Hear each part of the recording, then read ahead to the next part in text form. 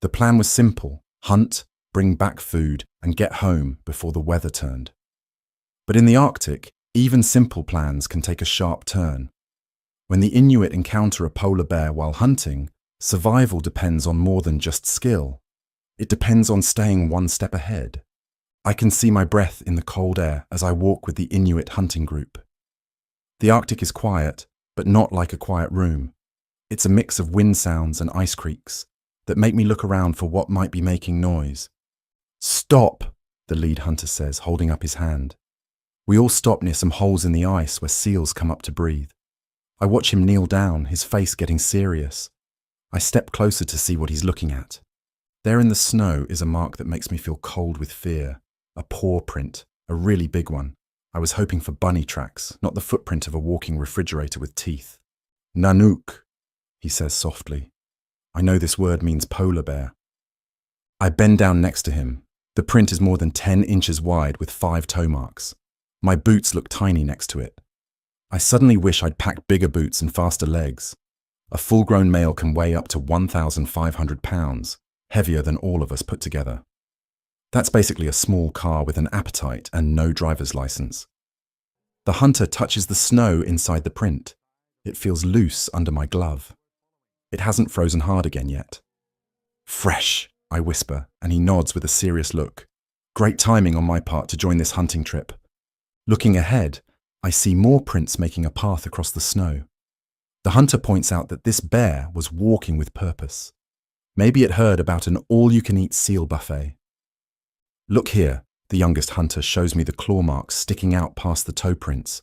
These claws help bears hold onto ice and swim, or rip through seal skin easily.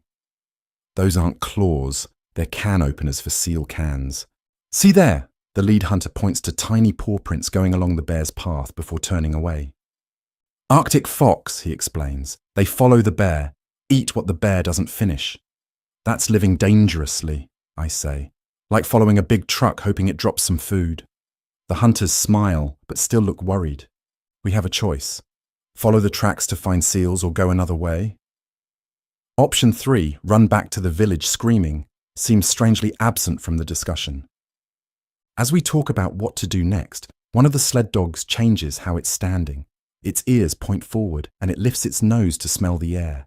In seconds, all the dogs go from calm to alert. If dogs could talk, these ones would be saying, "Guys, we've got company and it's not the pizza delivery."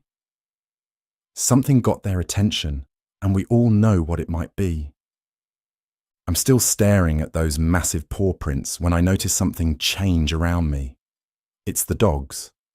1 second, they're just standing in their harnesses. The next, they're all on high alert. The lead dog, a big grey husky with one blue eye and one brown, suddenly raises his head and lets out a low growl that seems to start deep in his chest. My own chest tightens as the growl spreads through the team like a wave. First just 2 dogs, then 5, then all of them. The sound isn't especially loud, but it makes the tiny hairs on my neck stand straight up. This isn't their "I see a seal" bark or their "feed me" whine. This sound means danger. I've heard less worrying sounds in horror movies right before someone becomes dinner. I realise these sled dogs are basically furry alarm systems with teeth. The hunters don't see them as just transportation. They're early warning tools. I remember reading somewhere that dog noses are 40 times more sensitive than human ones. While I'm still squinting at nothing but snow, these animals know exactly what's coming and from which direction. "Quiet," the lead hunter whispers, cutting the air with his hand. The youngest hunter hurries to the sled, quickly checking all the harnesses and tightening them. If the dogs panic and bolt, or worse, charge at whatever they're sensing, we'd have a real mess on our hands. I freeze in place, barely breathing. The hunters scan the white landscape, their eyes moving in slow, careful sweeps. I try to do the same, but honestly, all I see is white, and more white. Finding a white bear in this feels like a really unfair game of hide and seek. It's like playing Where's Waldo if Waldo was invisible and wanted to eat you. A tap on my arm. The oldest hunter points slightly north with just his chin. I squint hard in that direction, not seeing anything at first. Then, a small movement. Something big and yellowish-white shifts against the horizon. My mouth opens, but the sound gets stuck in my throat. Just out there, standing about 300 yards away, is a polar bear. Its huge head is raised, testing the air. I've seen nature documentaries, but they don't prepare you for the real thing. This animal is massive, even from this distance. If it stood on its back legs, it would tower 10 feet tall. My brain keeps repeating, "Nice bear, good bear, please don't eat me, bear." The polar bear takes another slow step toward us. No sound. Just the crunch of snow under its heavy paw. The lead hunter, standing nearest to me, carefully reaches for his rifle. Every motion is smooth, controlled. No rush, no panic. 2 more hunters follow his lead, moving just as steadily. These aren't regular rifles. They're high-powered, built for big game, animals that don't go down with a single shot unless the bullet is placed perfectly. Polar bears can weigh over 1,000 pounds and keep moving even after being hit. That's why the Inuit rely on rifles strong enough to drop a bear if things go bad. A weak shot doesn't stop a polar bear, it just annoys it. And a mad bear is way worse than a hungry one. Meanwhile, my personal defense plan, panic and run, has a proven success rate of 0%, especially against the only land predator that sees humans as prey. The hunters hold their rifles steady but don't raise them to aim, not yet. What strikes me most is how calm their hands are. No shaking, no twitching, just steady fingers and eyes locked on the bear. If it were me holding that rifle, the barrel would be shaking like a fishing rod with a shark on the line. No one wants to shoot a polar bear. They're sacred to the Inuit and protected by law. Killing one isn't just a legal issue, it's a cultural one. If someone pulls that trigger, there'll be a ton of questions, paperwork and grief. That's assuming we survive long enough to do the paperwork. The bear is now around 250 yards away. It's standing upright on all fours, tall and silent. Its black nose lifts to sniff the cold air. Polar bears have the best sense of smell on land. They can smell a seal from miles away. Us, we're way easier to find, especially since we're all sweating fear like it's cologne. "Don't move," the lead hunter whispers. His voice is low but firm. "If the bear charges, get behind the dogs." The youngest hunter crouches by the sled and tightens the dogs' harnesses. If the dogs break free, they might do something brave and stupid, like charge the bear, or something just stupid, like run back toward us and bring it with them. The bear continues to stare. It can see us, smell us, probably hear our hearts racing. Adult polar bears have 42 teeth, and the canines alone are longer than most car keys. Their bite is strong enough to crack a seal's skull like it's an eggshell. My own skull. It probably wouldn't hold up any better, no matter how thick-headed people say I am. The hunters widen their stance and spread out a little. It's a subtle move meant to make our group look bigger, more threatening. We're trying to convince the bear that attacking us would be a very bad idea. Then the bear takes a few more steps. It's closer now, about 200 yards away. It pauses, eyes locked on us, not rushing, not scared, just measuring. The lead hunter slowly brings his rifle up to his shoulder, not aiming at the bear, just showing it that we're ready. It's a message, plain and simple. Come closer, and we'll defend ourselves.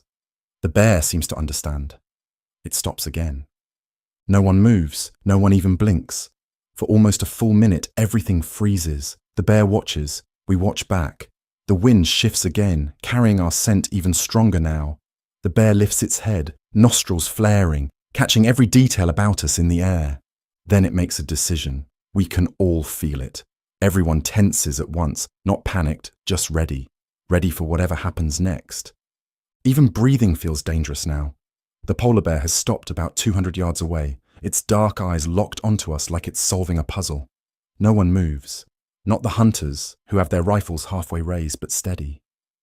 Not the dogs, who somehow know that staying frozen is the smartest thing they can do. And absolutely not me. I'm standing so still. I can feel my own heartbeat shaking through my arms. The oldest hunter once told me a story about a man who ran from a polar bear. The bear wasn't chasing him at first. It was just watching. But the moment that man turned and bolted, the bear's hunting instincts kicked in. Let's just say he didn't make it back with any stories of his own. Right now, every part of me wants to run. My legs are screaming at me to move. If I had a control panel on my chest, the big red button that says "Run Away Screaming" would be glowing and buzzing. But thankfully, the common sense override switch still works. Barely. I'm taking in the smallest breaths possible, just enough to stay upright. Polar bears can hear seals moving under 3 feet of ice and snow. That's right, 3 feet. My heavy breathing would probably sound like I'm using a megaphone to them. One wheeze and I'd be dinner with a side of regret. 2 full minutes pass, maybe more. It feels like someone paused time. The bear hasn't moved closer, but it also hasn't backed off. It's still watching, judging. Polar bears are smart, smarter than any other bear species. Some say they're even clever enough to cover their black noses with their paws when stalking prey. Whether that's true or not, I know for sure that this one is thinking hard. The bear lowers its massive head a little and sniffs the snow, but those eyes never stop watching us. Then the wind changes direction, gently pushing our scent right into the bear's face. Its head lifts, nostrils flare. It now knows exactly what we are and where we are. Here's something strange most people don't know. Polar bears have black skin under all that thick fur. And the fur, it's not actually white. It's see-through and hollow. It just reflects the snow and light, making it look white. Basically, the bear is wearing a fancy winter costume that makes it invisible in this landscape. I'm just here in my bright blue parka, glowing like a human warning sign. If polar bears could read, mine would say, "Lunch special." The bear shifts one step to the side, slow and silent. It starts to circle slightly. The hunters don't move fast, but they quietly shift their feet and shoulders, adjusting so they're still facing the animal. It's like a slow-motion dance with rifles as the only music. Then something changes. The bear makes a decision. 2 steps forward, then a pause. That pause feels like it holds the weight of the world. The hunters raise their rifles just a little more, still not aiming to kill. Yet, I can feel the blood pounding in my neck, like a drum that won't stop. These next few seconds are everything. Heart pounding in my chest, I watch as the polar bear takes another step closer. Without warning, the lead hunter reaches into his bag and pulls out a chunk of seal meat from yesterday's hunt. The bear's head snaps up, nose twitching with interest. Seals are a polar bear's favourite food. A single bear can eat up to 100 pounds of seal meat and blubber in one sitting. If humans ate that much in one meal, we'd need to be rolled away from the table like blueberries in that Willy Wonka movie. The hunter tosses the meat halfway between us and the bear. For a moment, no one moves. The bear stares at the meat, then at us, then back at the meat. "Old Inuit trick," the youngest hunter whispers. "Bear gets food, we keep breathing." Polar bears are opportunistic feeders. They'll take an easy meal over a risky hunt. They need to eat about 45 seals a year just to survive. Slowly, the bear approaches the meat. It keeps its eyes on us the whole time. The hunters remain still, rifles ready but not aimed. The bear sniffs the meat carefully. I've never rooted so hard for someone to enjoy their food. 5-star Yelp reviews couldn't be more important than this bear liking its snack enough to leave us alone. The bear picks up the meat and steps back. It doesn't turn its back on us, but watches while eating. "Good," the lead hunter murmurs. After finishing, the bear licks the snow where blood has spilled. Then it backs up a few steps, still watching us but with less intensity. The lead hunter nods to the others. Slowly, one reaches into his bag and pulls out some fatty blubber. He tosses it in a different direction, farther away. The bear looks at it, then back at us, then at the blubber again. It moves toward the second piece, circling around us at a safer distance. As the bear finishes the blubber, it lifts its head, looking around. It takes a few steps away, then turns and stares again. The oldest hunter reaches for his bag, ready with another distraction. The bear watches this movement with renewed interest.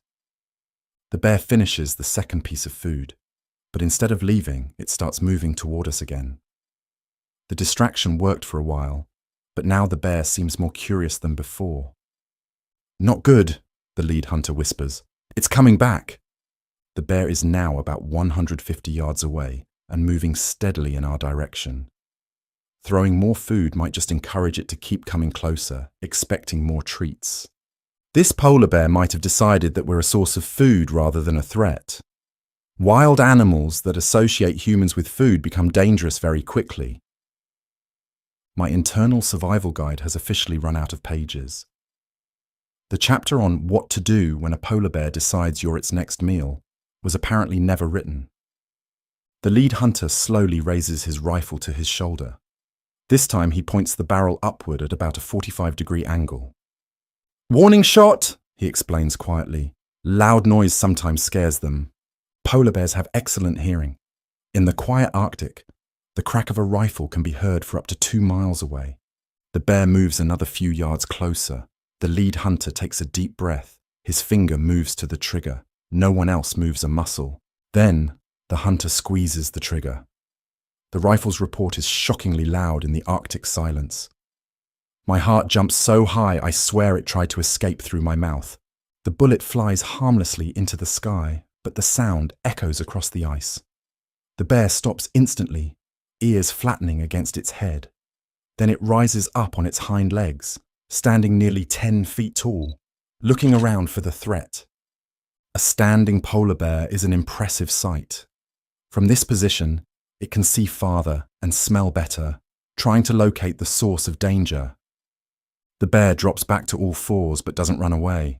It paces back and forth, clearly agitated by the loud noise but not sure what to do. "Be ready," the lead hunter says quietly. "If it comes again, I shoot to stop." The bear stops pacing and stares at us again. Will the warning shot be enough to drive it away, or will it decide we're worth investigating despite the noise? A heavy silence falls over the ice. Our fate rests entirely on what this wild predator decides to do. The warning shot works. After staring at us for what feels like forever, the polar bear drops to all fours and slowly turns away. It takes a few steps, stops to look back once more, then continues walking across the ice. With each step, the magnificent predator moves farther from us until it's just a small yellowish-white dot against the endless white horizon. None of us moves until the bear is at least 500 yards away. Only then does the lead hunter lower his rifle and we all breathe normally again. My legs feel like jelly, and I realize I'm shaking.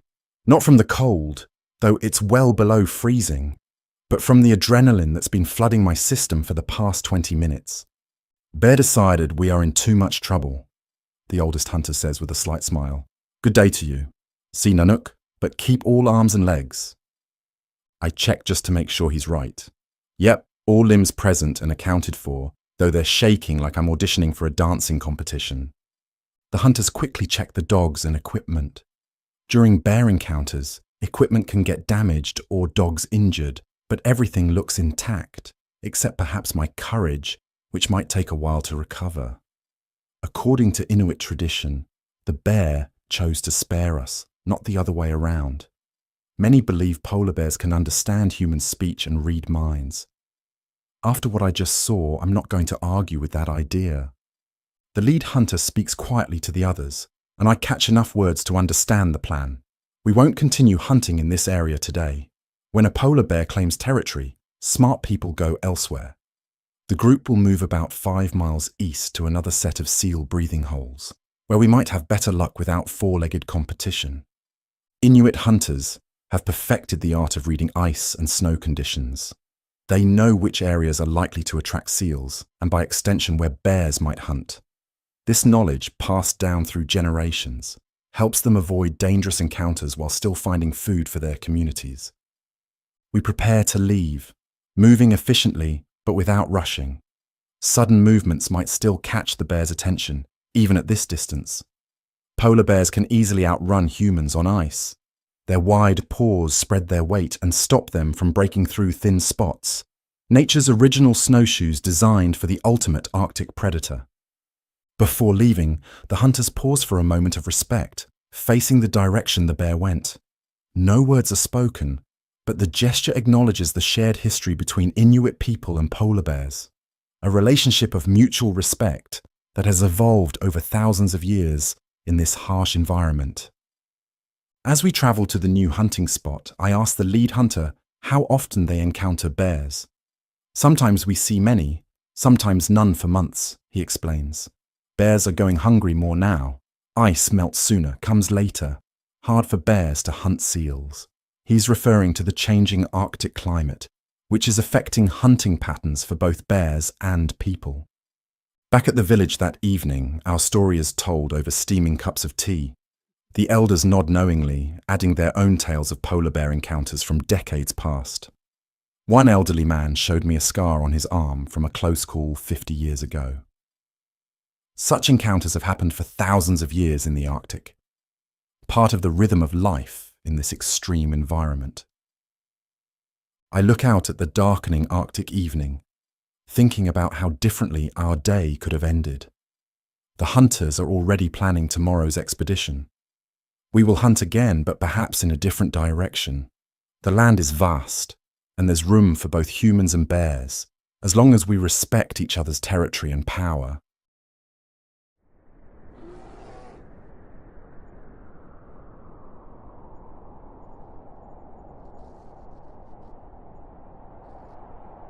Hunting a 200-pound walrus is no small job.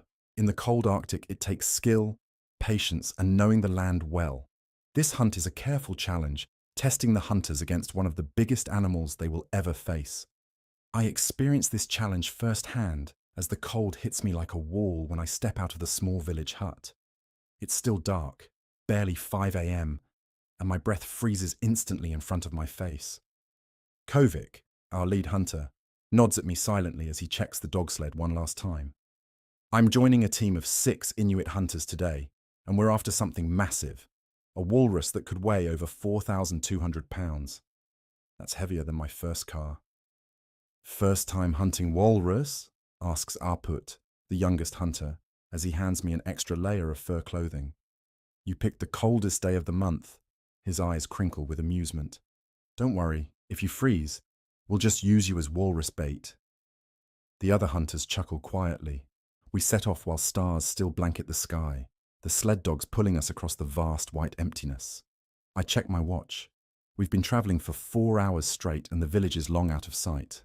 Kovic tells me that walrus hunts often require journeys of 50 miles or more across the ice. I ask how long we'll be gone. Maybe 3 days, maybe 5, he says casually, as if describing a trip to the grocery store. The sun finally peaks over the horizon, casting long blue shadows across the ice. Kovic suddenly raises his hand, and everyone stops. He points to something I can barely see, a slight disruption in the perfect whiteness ahead. I squint but see nothing special. Fresh walrus trail, explains Nanook, the elder of our group. See how the ice is scratched there? He shows me marks that look like someone dragged a heavy bag across the snow. Walrus use tusks to pull themselves across ice. This one is big. I learned something surprising. These trails, as obvious as they seem once pointed out, can completely disappear in just 3 hours if a storm blows through. The Arctic is constantly erasing and rewriting itself. No wonder the hunters left so early and moved with such urgency. We continue following the trail, which leads us toward what Kovic calls breathing holes, areas where walruses break through thinner ice to come up for air. The hunters read the ice like I might read a newspaper, pointing out subtle signs I would have missed completely. A small area of disturbed snow, a patch of slightly different coloured ice, the barely perceptible tracks of fins. Look at size of these marks, Nanook shows me, putting his hand next to an impression in the snow. His hand looks tiny in comparison. This walrus might be older male, maybe 30 years, very smart, very dangerous. Our progress slows as we cross a section of uncertain ice. I watch in amazement as Kovic tests each area before committing the sled to it, using a special ice testing tool. We're forced to take a 3-mile detour around one particularly thin section, adding an hour to our journey. By midday, we'd travelled almost 40 miles from the village. The dogs are tired but still alert. Suddenly, Kovic stops again, and everyone grows very quiet. He points to fresh tracks, massive impressions in the snow, some nearly 2 feet wide where the creature dragged its enormous body. Good thing we're not hunting mice, whispers Aput with a grin. Out here, we'd never spot one. I smile despite my nervousness. The tracks are incredibly fresh, made within the last 4 hours, according to Nanook. The hunters move with renewed purpose now, securing gear and checking weapons. Some carry modern rifles alongside traditional harpoons, a blend of ancient knowledge and contemporary tools. Kovic motions for me to stay close as the group transforms before my eyes. Their postures change, movements become slower, more deliberate. They're no longer travelers, they're hunters now. We're close, whispers Kovic. Now comes the hard part. We must get near without being seen. He points to a distant ice ridge. Walrus hears better than most people think, even on land. The hunters begin preparing for their stealthy approach, and I realize the real challenge of this hunt is just beginning. I lay flat on my stomach, pressing my body against the snow. The ice beneath me is cold enough to burn through my layers, but I dare not move. 20 yards ahead, the hunters have frozen in place. 100 yards beyond lies our target, a massive bull walrus surrounded by 3 females, all lounging on an ice floe like they're at some exclusive Arctic beach club. The big male even has his tusks crossed behind his head like he's waiting for someone to bring him a fish cocktail. Now, we must be like ghosts, Nanook whispers. Walrus eyes not so good, but ears. He points to his own ear and nods seriously. If walruses had smartphones, they'd never need earbuds, Kovic adds with a straight face. It takes me a moment to realize he's joking. And if I get any colder lying on this ice, you'll need to chisel me off, I whisper back. The hunters silently shake with laughter. Despite their blubbery appearance, walruses have incredibly sensitive hearing. They can detect sounds underwater from over a mile away, and even on land, their hearing puts human ears to shame. One careless move and our hunt would be over before it began. The hunters demonstrate 3 distinct techniques for approaching these alert giants. First, using natural ice formations as cover. Kovic points out ridges and bumps in the seemingly flat landscape. Ice never flat, he explains. Always has small hills. We use them. He plots a path that zigzags between these natural shields. Like playing hide and seek, but if you lose, something with fangs finds you instead of your friends. Next comes the art of the ice crawl itself, Aput demonstrates, spreading his weight across a wider area by lying completely flat. He pushes forward using only his elbows and toes, moving inch by inch. Like dating, he jokes quietly. Slow approach is best approach. Rush in too fast and... He makes a splashing motion with his hand. The other hunters suppress their chuckles. Also like dating, smell is important. No perfume today. Finally, they reveal perhaps their most clever technique, timing movements with natural sounds. When a gust of wind picks up, causing the ice to creak, the hunters seize the opportunity to cover ground quickly. I try to follow their example, but my bulky clothing catches on the rough ice with every movement. You move like drunk seal at mating season, Aput whispers with a grin. Stay here, watch masters work. I've been called many things, but drunk seal is new, I whisper back, trying to adjust my position without making noise. Though I did once dance like one at my cousin's wedding. The temperature has dropped further, and my fingers have gone numb. I watch as the hunters continue their patient approach, inch by painful inch. There's an art to this hunt that goes beyond skill. It's patience incarnate. Suddenly, one of the walruses raises its head and seems to look directly at us. Everyone freezes. I hold my breath until my lungs burn. I wonder if this is how statues feel all day. If so, they deserve more respect. Eventually, the walrus lowers its head, apparently satisfied there's no threat. As the hunters close half the distance to their prey, I notice a change in their demeanor. A new intensity fills the air. Kovic makes a subtle hand signal I haven't seen before, and the others respond by spreading out slightly. Nanook catches my eye and holds up 3 fingers, then 2, then 1. The countdown is on. We're getting closer to the massive creature, and I can feel my heart pounding so loud, I wonder if the walrus can hear it. The hunters are preparing for something, and whatever comes next, I know it will require every bit of skill they possess. Kovic motions me closer as the hunters gather in a tight circle behind a small ice ridge. We're now just 70 yards from the Walrus, close enough that I can hear their occasional grunts and snorts. The massive bull walrus must weigh at least 4,200 pounds, its tusks gleaming like polished ivory in the afternoon sun. The hunters speak in hushed tones as they check their weapons. This isn't like picking a gun in a video game where you simply click on whatever has the highest damage stats. Out here, choosing the wrong weapon could mean serious injury or worse. Last summer, I struggled for 20 minutes to reel in a 5-pound trout that nearly pulled me into the lake. That fish should have been wearing a cape and had a big S on its chest. Now, watching these hunters prepare to take down a creature that weighs as much as a mid-size car, I feel a new appreciation for their skills. First, we must understand Walrus, Nanook explains quietly. He traces a rough outline of the animal in the snow with his finger. Skin very thick here, he points to the back, up to 3 inches. Even small bullets bounce off sometimes.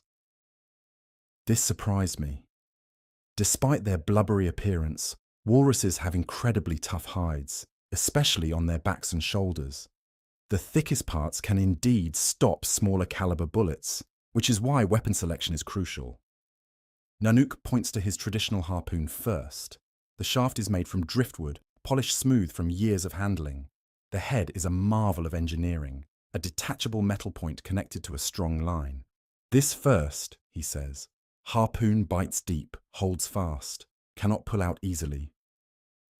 Unlike movie depictions, modern Inuit hunters often use a combination of traditional and contemporary tools.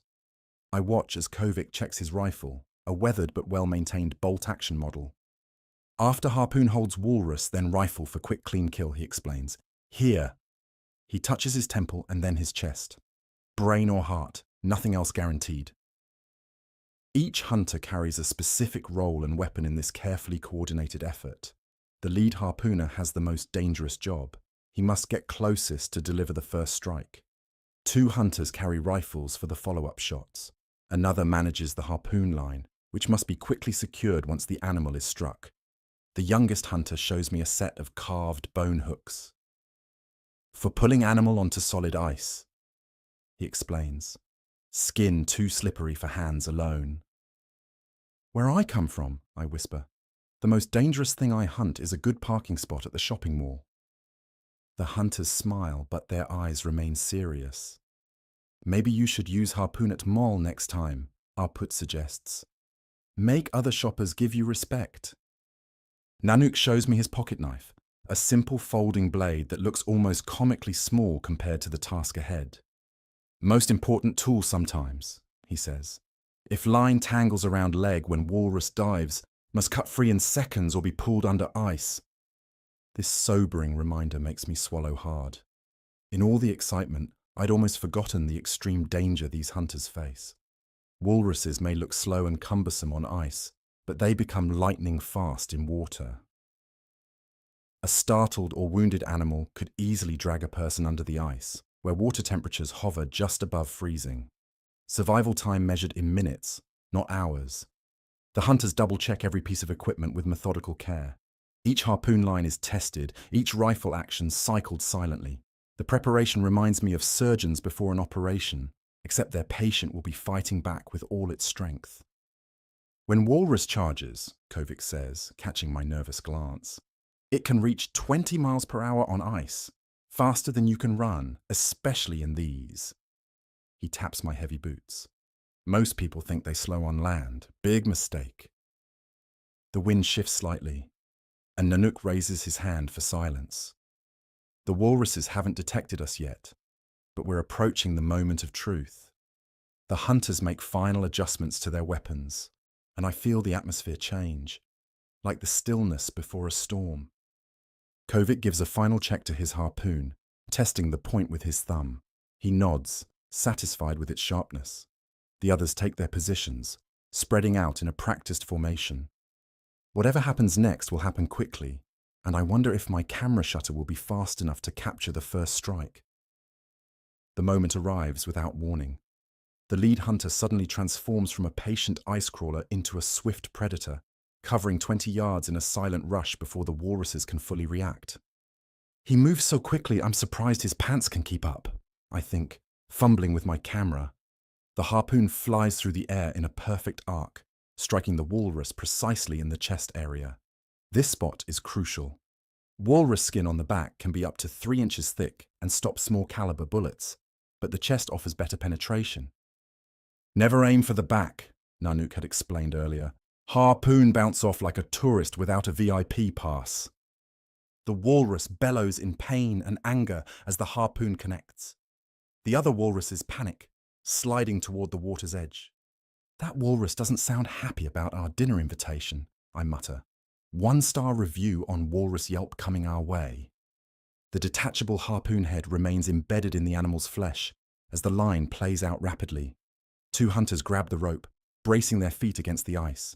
Line is lifeline, Kovic says. No line, no walrus. A 3rd hunter quickly secures the line around an ice stake driven deep into the surface. I learn that a wounded walrus can drag sleds weighing over 400 pounds across ice if not properly anchored. The walrus suddenly charges back toward us instead of escaping to water.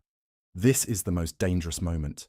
Those tusks are nature's version of a Swiss Army knife, except both tools are just stab. Maybe he wants to take our photo too, the youngest hunter shouts. Say blubber. The lead hunter tracks the charging animal with his rifle but doesn't fire. Not yet. The others maintain tension on the line, gradually tiring the massive creature. The walrus makes another lunge, missing a hunter by inches. This deadly dance continues for several minutes until the animal begins to tire. The hunters exchange quick glances and shift positions. Kovic reaches for something at his belt, while those deadly tusks sweep across the ice. Whatever happens next will require split-second timing and nerves of steel. A wounded walrus is like an angry moving truck with 2 spears attached to the front. The hunters now face their next challenge, holding this 4,200-pound beast on the ice and preventing it from escaping to the water. 3 hunters quickly fan out, grabbing sections of the thick rope attached to the embedded harpoon. Anchor! Anchor! Kovic shouts over the walrus's angry bellows. The youngest hunter drives a metal stake deep into the ice with 3 powerful blows. The stake has a curved hook at the top, specially designed for holding the harpoon line. Rope is like mother-in-law, Nanook grunts as he wraps the line around the stake. Always holds tight, never lets go. The others laugh despite the tension. I watch in amazement as the walrus pulls against the secured line. The ice beneath the stake groans but holds. The animal's strength is astonishing. Each pull seems powerful enough to drag a small car. If walrus reaches water, Upput explains between breaths, fight becomes much harder. In water, walrus is king. The line suddenly goes slack. The walrus has changed tactics. Instead of pulling away, it's charging directly toward the hunters. 2,000 tons of angry blubber racing across the ice is a terrifying sight. In a flash, 2 hunters throw additional harpoon lines, creating what Nanook later explains is a triangulation system. With lines secured at different angles, the animal's movement becomes restricted. One line breaks, others hold, he says. Never trust just one. The 2nd and 3rd lines are quickly secured to additional ice stakes. Within minutes, the animal finds itself in a web of restraints, each pull meeting solid resistance.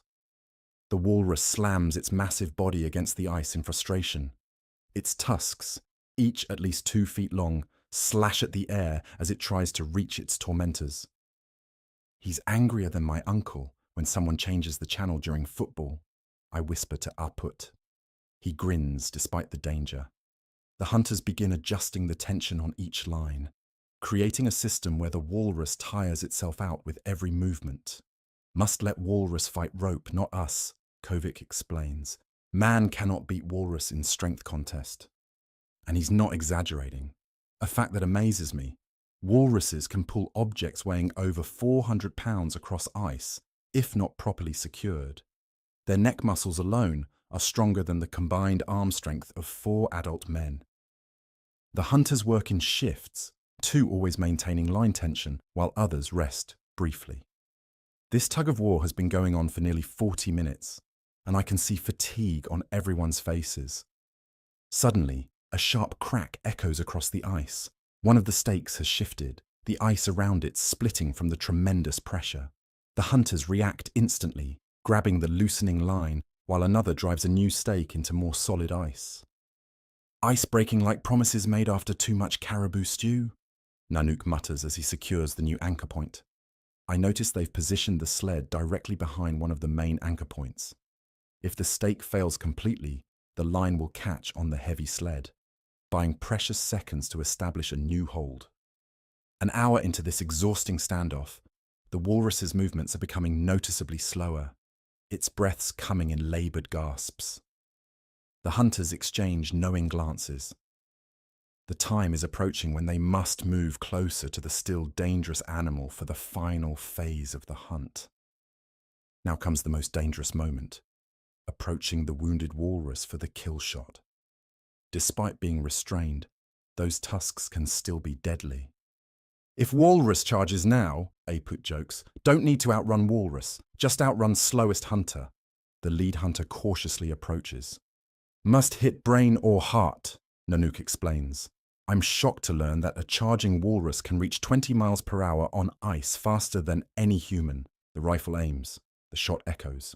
The walrus goes still. After confirming it's truly dead, Kovic speaks traditional words of thanks to the animal.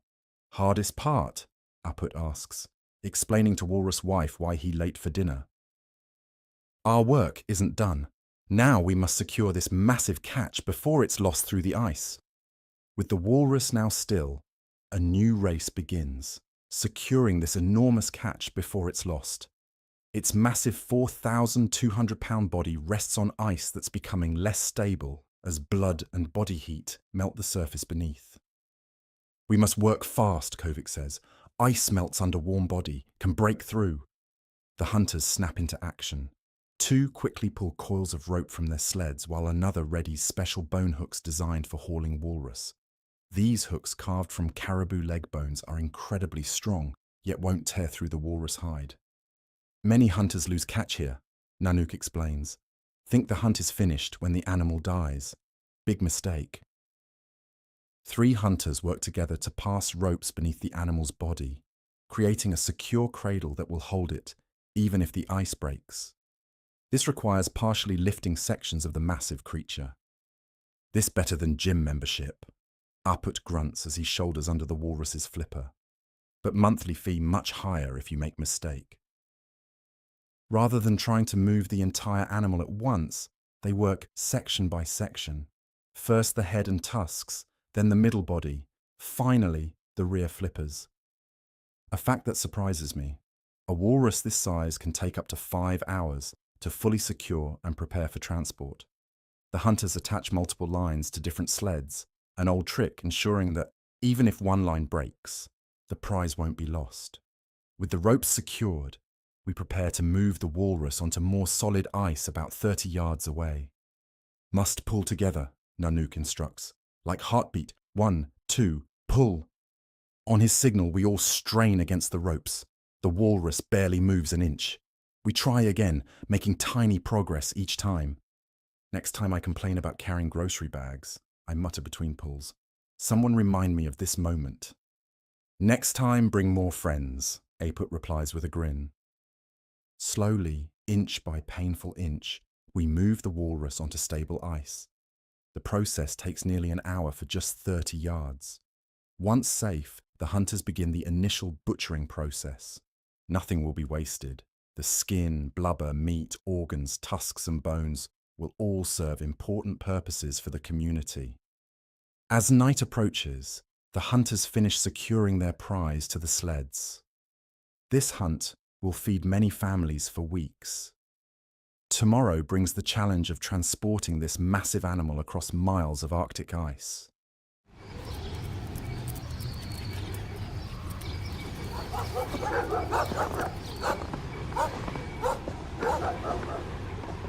For the Inuit people, sleeping at negative 84 degrees isn't just possible, it's normal.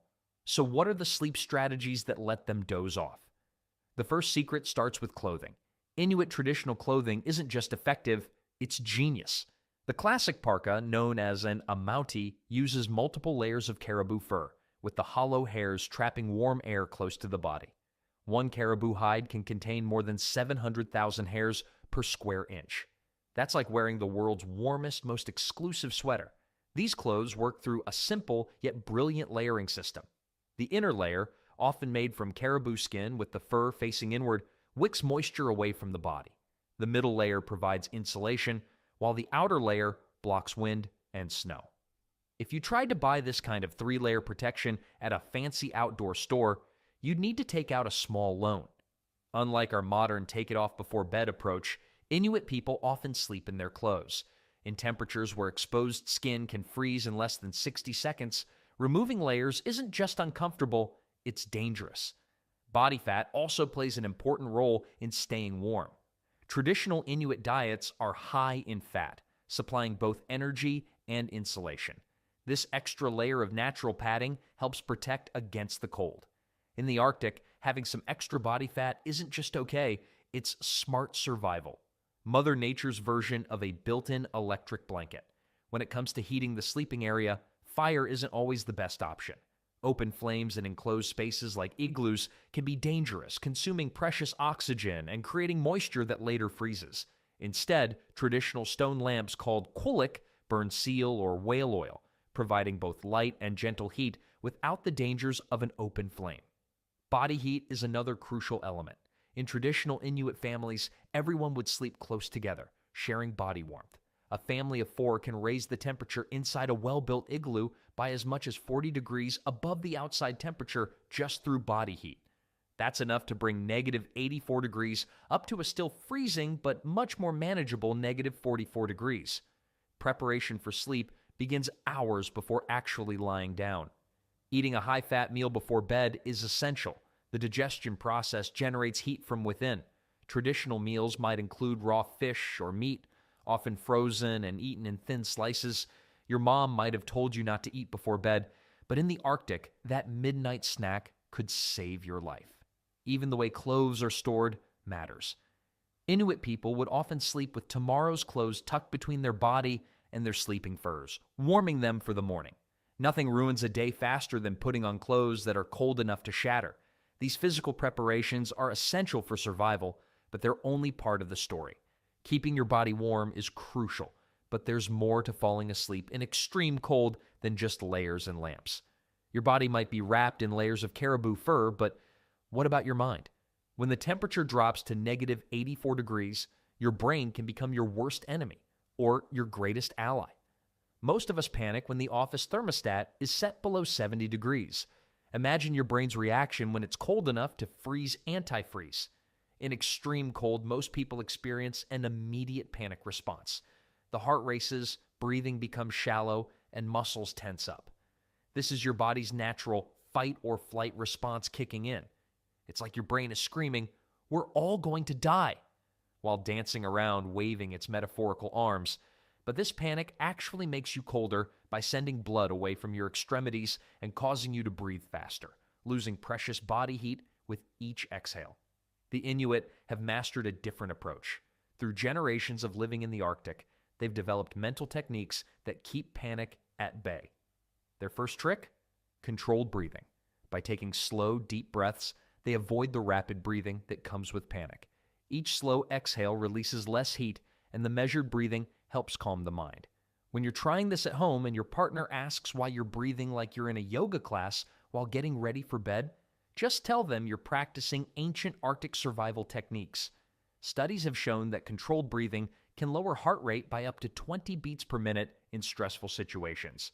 For the Inuit preparing to sleep in extreme cold, this means less heat wasted through rapid heartbeats and more warmth preserved for the long night ahead. Focus plays a crucial role too.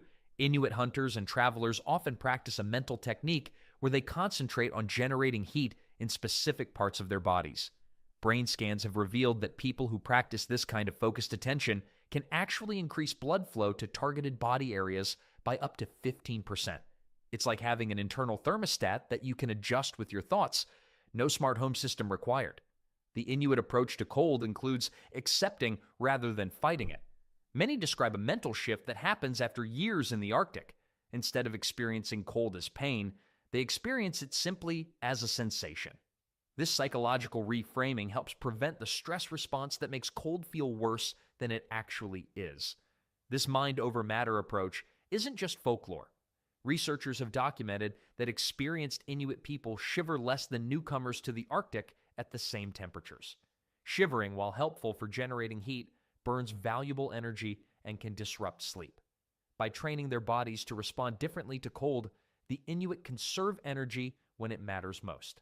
Another key mental technique involves what modern psychologists might call positive visualization. Before sleep, many Inuit focus their thoughts on warmth and comfort rather than the deadly cold outside.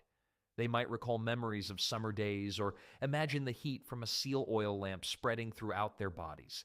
This mental practice helps trigger the relaxation necessary for sleep. The brain also adapts to regular cold exposure. People who live in extremely cold environments for extended periods develop changes in their nervous systems. Their blood vessels don't constrict as severely in response to cold, allowing more warm blood to reach the extremities. Your toes might still feel like popsicles on your first Arctic night, but give it a few years and they'll merely feel like slightly chilled carrot sticks. It's the world's most uncomfortable 5-year plan. Cold adaptation even extends to sleep itself. The brain waves of Arctic dwellers show different patterns during sleep in cold environments compared to people from warmer climates. They tend to fall asleep faster and reach deeper sleep stages more quickly, allowing them to get restorative rest even in challenging conditions. Perhaps most impressively, many Inuit elders report developing an intuitive sense of when cold becomes truly dangerous versus merely uncomfortable. This sixth sense helps them know when to seek additional warmth and when they can safely rest despite the biting chill. It's like having a built-in weather app, except it actually works and doesn't drain your battery. But even with a calm mind and a warm body, you still need somewhere to actually lie down. When most people hear igloo, they picture a basic dome of ice blocks where people somehow survive despite being surrounded by frozen water. It's like assuming a 5-star hotel is just a pile of bricks with a door. The reality of an igloo is far more impressive. It's actually one of the most cleverly designed shelters humans have ever created. Let's start with the building material itself. Snow might seem like a terrible insulator since it's, well, frozen water, but freshly fallen snow contains up to 95% trapped air, and air is an excellent insulator. When properly packed, snow creates an insulating layer that traps heat while blocking wind. A well-built igloo can be as much as 40 degrees Fahrenheit warmer inside than the outside temperature without any heating source at all. The dome shape isn't just for looks, it's engineering brilliance. The curved walls minimize the surface area exposed to the cold while maximizing interior space. This design also creates natural air circulation that helps maintain temperature without letting in the bitter cold. When warm air rises inside the igloo, it cools along the walls without creating drafts, keeping the heat flow smooth and comfortable. The entrance to a traditional igloo is another stroke of genius. It's not just a hole in the wall, it's a tunnel that dips below the level of the sleeping platform inside. This design takes advantage of a simple rule of physics. Cold air sinks. The cold air gets trapped in this entrance tunnel, creating a barrier between the frigid outside and the warmer interior. It's nature's version of those plastic strip curtains you see in restaurant freezers, except it actually works in negative 80-degree weather. Inside the igloo, the sleeping area is raised significantly above the entrance level. Since warm air rises, this elevated platform becomes the warmest spot in the shelter. The temperature difference between the entrance tunnel and the sleeping platform can be as much as 20 degrees. Some traditional igloos have multiple levels, with the highest reserved for sleeping. The interior walls of an igloo play an important role too. As body heat warms the inside, a thin layer of snow on the inner surface melts slightly and then refreezes, creating a layer of ice that further seals and strengthens the structure. This ice layer actually makes the igloo stronger over time. The longer it's inhabited, the more solid it becomes. Snow has another surprising quality. It blocks wind but allows some air exchange. This means carbon dioxide can escape, and fresh oxygen can enter without letting all the heat out. Modern houses need complex ventilation systems to achieve what an igloo does naturally. The slight porosity of packed snow creates the perfect balance of air exchange without creating drafts or losing too much heat. Traditional sleeping platforms inside igloos aren't the cold, hard ice slabs you might imagine. They're typically covered with layers of insulating materials. First, caribou skins with the fur facing down, creating air pockets for insulation. Then, additional furs for comfort with the hair facing up. A family of 4 sleeping on such a platform can raise the interior temperature just through body heat to a relatively comfortable 25 degrees Fahrenheit, which feels downright balmy when the alternative is negative 84 outside.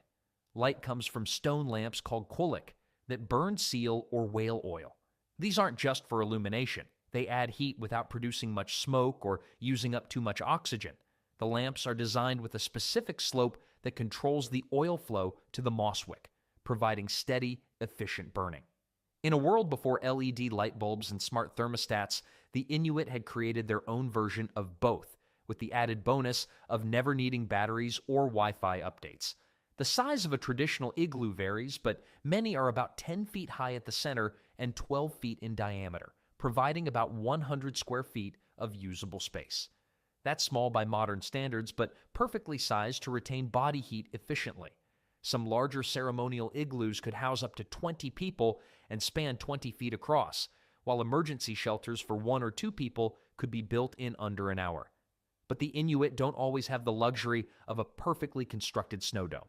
Sometimes the conditions are far more challenging, forcing them to rely on other survival skills when the comfort of an igloo is nowhere to be found. Hunters tracking animals, travelers caught in sudden storms, or people moving between seasonal camps often face the challenge of resting in the open tundra, where temperatures can plummet to negative 84 degrees Fahrenheit. This is what camping enthusiasts would call a bit chilly right before they rush back to their heated RVs. In these extreme situations, the Inuit turn to emergency shelters that can be created quickly. Snow caves rank among the most effective options. Unlike igloos, which require carefully cut blocks, a snow cave can be dug into any suitable snowdrift in about 30 minutes. The process begins by finding a deep drift, ideally on the lee side of a hill where wind has packed the snow firmly. The entrance tunnel follows the same principle as an igloo's. It points downward, creating a cold sink that prevents warm air from escaping. Inside, a sleeping platform gets carved at a higher level than the entrance. A small breathing hole poked through the roof completes this emergency shelter. A well-made snow cave can be up to 50 degrees warmer than outside temperatures. Think of it as the world's coldest studio apartment. No monthly rent, but the commute is terrible, and the neighbors are mostly Arctic foxes who never bring anything to the potluck. When even a snow cave isn't possible due to travel conditions or inadequate snow, the Inuit resort to more immediate options. One technique involves creating a simple windbreak by piling snow into a half-circle wall. This humble barrier can reduce wind chill factor by up to 25 degrees. Wind, after all, is often more dangerous than cold alone. Still air allows the body to maintain a thin layer of warmth around itself, but even a slight breeze strips this away. A person wearing adequate clothing in negative 40 degrees with no wind will lose heat much more slowly than someone in negative 20 degrees facing a 15 mesh wind. Sleep positions become critically important when outside. The Inuit typically curl into a tight ball, minimizing exposed surface area. They avoid sleeping directly on ice or frozen ground, which conducts body heat away hundreds of times faster than air. It's like trying to stay warm while hugging a refrigerator. Technically possible, but definitely not recommended for a good night's sleep. Instead, they create layers of insulation. First, caribou hide with the fur down, then a sleeping mat of woven grass or moss, then more furs on top. Breathing techniques take on new importance outside. The Inuit practice breathing into their fur ruffs, the circular fur collars that surround their faces on traditional parkas. This traps warm breath near the face, preventing frostbite on delicate facial tissues. It's like having a built-in face mask that never fogs up your glasses. Another survival technique involves strategic placement of hands and feet. Fingers and toes are especially vulnerable to frostbite as they're furthest from the body's core heat. When sleeping outside, the Inuit tuck their hands into their armpits and curl their feet toward their center mass. If traveling with others, they often sleep back to back, sharing vital body heat. Emergency shelters sometimes incorporate natural formations. Rock crevices can block wind and retain body heat better than open spaces. Snow itself becomes a blanket, a light covering of fresh snow over the body, provides insulation without being heavy enough to restrict movement or breathing. This technique can raise the microclimate around a sleeper by up to 15 degrees. It's the only situation where I'd like to be buried in snow is actually a reasonable bedtime request. The concept of sleep itself changes during extreme conditions. Rather than 8 continuous hours, the Inuit often adopt a pattern of shorter rest periods interspersed with movement. This approach, sometimes called Arctic napping, prevents the body from cooling too much during any single period of inactivity. Sleep cycles might last just 90 minutes to 2 hours before the person briefly moves around to generate new heat before resting again. One of the most impressive techniques involves using caribou hides. The hollow hairs in caribou fur create millions of tiny air pockets, providing exceptional insulation. A single adult caribou hide contains approximately 350,000 hollow hairs per square inch. When arranged properly with the fur facing the body, these hides can maintain a sleeping temperature differential of up to 60 degrees between the sleeper and the outside air. Mother Nature created memory foam long before humans thought of it, and hers doesn't lose its shape after a few years. Snow itself provides crucial information about safe places to rest. Different types of snow create different sleeping conditions. Powder snow makes poor shelters, but excellent insulation when packed around a sleeper. Wind-packed snow creates better structural strength for caves and windbreaks, but provides less insulation. The Inuit can identify dozens of snow types, each with specific properties and uses for emergency shelter. Through these ingenious techniques, the Inuit survive conditions that would quickly become lethal to the unprepared. But there's another crucial element to sleeping in extreme cold. Food isn't just fuel for activity. In the Arctic, it's your internal furnace. The Inuit approach to eating before sleep is completely different from what most of us practice. While modern health advice often suggests avoiding heavy meals before bed, in temperatures of negative 84 degrees, that midnight snack could save your life. In the Arctic, eating light isn't a diet choice. It's a potentially fatal error in judgment. The traditional Inuit diet is rich in fat, extremely rich. Up to 75% of their caloric intake comes from fat, primarily from marine mammals like seals and whales. This isn't just a preference, it's survival mathematics. Fat provides 9 calories per gram, while protein and carbohydrates provide only 4. When every calorie matters, fat is the clear winner. What nutritionists might call heart attack on a plate in Los Angeles is called not freezing to death tonight in the Arctic.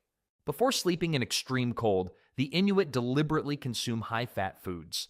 Muktuk, the skin and blubber of whales, is particularly prized. A 4-ounce portion of muktuk can provide up to 500 calories, mostly from fat. Your mom might have told you not to eat before bed, but in the Arctic, that's like telling someone not to wear a coat in a blizzard. The digestion of fat generates more heat than processing other nutrients. This phenomenon, called diet-induced thermogenesis, creates a warming effect that lasts for hours. Studies have shown that high-fat meals can increase metabolism by up to 30% for several hours after eating, creating a sustained internal heat source. It's like having a tiny furnace in your stomach that burns all night. Raw meat plays a crucial role too, though not in the way many people assume. While some Inuit foods are eaten raw, it's not because they can't be cooked. Raw meat, especially when frozen, requires the body to warm it to body temperature during digestion. This process draws on internal energy reserves, generating additional heat from within. It's basically borrowing your body's heating system to thaw your dinner, but the loan gets paid back with interest in the form of extra warmth. Perhaps the most famous example is akutak, sometimes called Eskimo ice cream. Traditional akutak combines animal fat, usually caribou, moose, or seal, with berries and occasionally snow. Despite the ice cream nickname, this isn't a dessert. It's serious survival food, providing slow-burning energy that keeps you warm throughout the night. Talk about a midnight snack with purpose. This ice cream doesn't give you a sugar rush. It keeps your blood from becoming an actual slushie. Protein timing also matters. The Inuit often consume protein-rich foods several hours before higher-fat options. This strategy takes advantage of protein's different metabolic timeline. Protein digestion peaks at around 3 to 4 hours after consumption, while fat metabolism continues for much longer. By By staggering these nutrients, they create overlapping waves of internal heat production. Hydration before sleep requires a delicate balance. Drinking too much means potentially needing to leave the warmth of your sleeping area during the night. A dangerous proposition when temperatures drop below -60 degrees. Drinking too little leads to dehydration, which reduces the body's ability to regulate temperature. The solution? Many Inuit consume slightly fatty broths that provide both hydration and calories in one efficient package. Getting up to use the bathroom at night is inconvenient in your heated home, but in the Arctic, it's the world's most dangerous bathroom trip. Talk about motivation for bladder control. The timing of meals matters just as much as content. Eating approximately 2 hours before sleep gives the digestive system time to ramp up heat production just as the body is settling in for the night. This clever timing turns digestion into a natural hot water bottle that works from the inside out. Special foods are reserved for particularly cold nights. Seal blubber, with its high concentration of omega-3 fatty acids, isn't just calorie-dense. It also improves circulation to extremities, helping prevent frostbite during sleep. 2 ounces of raw seal blubber contains approximately 400 calories and enough fat-soluble vitamins to meet several days' requirements. These nutritional strategies complete the remarkable system of Arctic sleep. The Inuit approach combines layered clothing, well-designed shelters, mental techniques, strategic positioning, and carefully chosen foods, all working together to make the impossible possible. What outsiders see as miraculous, falling asleep quickly at -84 degrees, is simply the result of thousands of years of ingenious adaptation. The next time you complain about your chilly bedroom, remember there are people who would find it tropical. Your pre-bedtime diet might help your waistline, but in the Arctic, that fatty midnight snack might just save your life.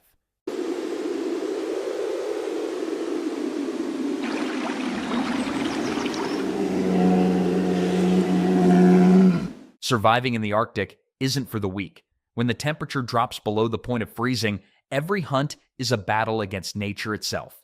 But for the Inuit, there is no choice. They have to battle the cold in order to survive. So, how do you catch a 4,000-pound giant?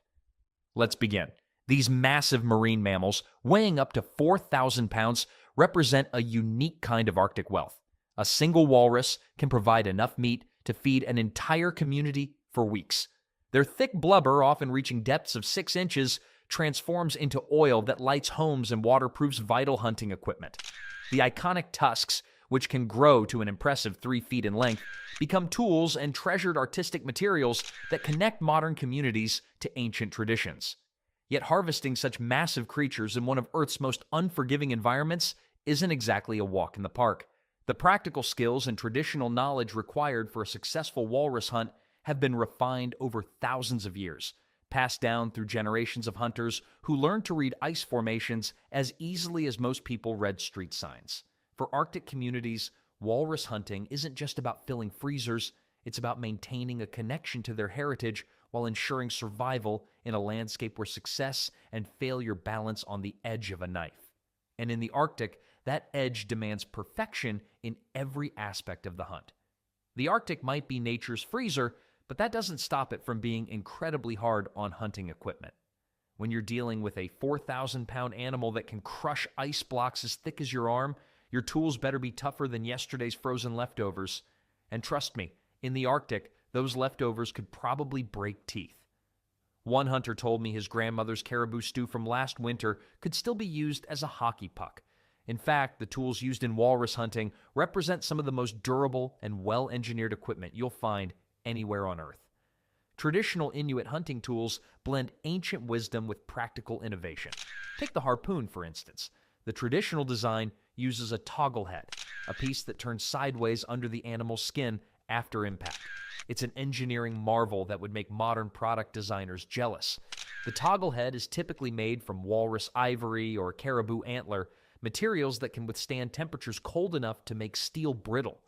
These materials aren't chosen by chance. They've proven themselves through centuries of trial and error in the harshest conditions imaginable. Modern harpoons often feature steel tips, but they maintain the same clever toggle principle that Inuit hunters developed centuries ago. The steel isn't just randomly chosen either. It's specifically selected for its ability to maintain strength and flexibility in extreme cold. Some hunters joke that their harpoons are more reliable than their snowmobiles, and they're probably right. There's a saying among Inuit hunters: a snowmobile might leave you stranded, but a good harpoon will never let you down. The harpoon line is another masterpiece of Arctic engineering. Traditional lines were made from bearded seal skin, processed through a method that took weeks to complete. The skin would be cut into thin strips, dried, and then braided into incredibly strong rope. These ropes could withstand several tons of force without breaking, essential when you're trying to hold on to something that weighs as much as a small truck and isn't too happy about being harpooned. The processing of seal skin for rope making is an art form in itself, with specific techniques passed down through generations. Each strip must be cut to precise specifications. Too thick and the rope becomes stiff and unwieldy. Too thin and it might snap under pressure. Today's hunters often use nylon ropes, but they're specially chosen for their cold weather performance. Regular nylon becomes brittle in Arctic temperatures, but these specialized ropes maintain their flexibility down to -40 degrees, the point where Fahrenheit and Celsius finally agree on how cold it is. As one hunter put it, that's the temperature where even your nose hairs start filing complaints with management. Some hunters still prefer traditional sealskin lines, claiming they have better feel when a walrus is pulling on them. As one hunter put it, nylon tells you if the walrus is pulling. Sealskin tells you what the walrus is thinking. This innate understanding of how different materials behave under stress is crucial for survival in the Arctic. The tools require constant maintenance, a fact that's led to some interesting innovations. Hunters often store their harpoon heads in seal oil, which prevents rust and keeps the mechanisms moving smoothly even in extreme cold. This traditional preservation method has proven so effective that even hunters using modern equipment often adopt it. The seal oil creates a protective barrier against moisture and salt, two elements that can quickly destroy hunting equipment in the Arctic environment. A well-maintained traditional harpoon can last for generations. There are documented cases of harpoons being passed down for over 100 years, with the basic toggle head design remaining virtually unchanged. That's what engineers call, if it ain't broke, don't fix it. Each harpoon carries its own history, with marks and notches often indicating successful hunts or significant events. Some older harpoons have tallies carved into their handles, recording decades of successful catches. The float bags, which help tire out a struck walrus and mark its location, show similar ingenuity. Traditionally made from whole seal skins sewn and turned inside out, these floats could hold enough air to support several hundred pounds. Modern hunters might use inflatable buoys, but the principle remains the same. Some hunters have started using bright orange floats instead of traditional brown ones, leading to the joke that modern walruses must think they're being hunted by giant citrus fruits. These floats play a crucial role in the hunt, not just marking location, but also helping to exhaust the walrus by forcing it to drag the buoyant objects through the water. Every tool has its specific purpose and place in the hunt. The ice testing tool, or savgut, is used to check ice thickness and stability. It's essentially a spear with a specialized tip that can tell an experienced hunter not just how thick the ice is, but also its quality. One hunter demonstrated this by tapping the ice and declaring, "This ice is like my mother-in-law, thick but untrustworthy." His mother-in-law, fortunately, lives in another community. The savgut's design allows hunters to quickly assess ice conditions while moving, a crucial skill when tracking walrus across potentially dangerous terrain. The hunting toolkit also includes a collection of specialized knives. The traditional ulu, a rounded knife with a handle on top, is perfect for processing meat and hide. Its design allows for maximum force with minimal effort, which is crucial when you're cutting through several inches of walrus hide. Speaking of which, here's another interesting fact.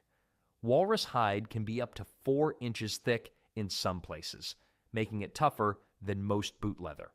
The ulu's curved blade and ergonomic handle allow hunters to work for hours without fatigue, an essential feature when processing a walrus that can provide hundreds of pounds of meat and usable materials.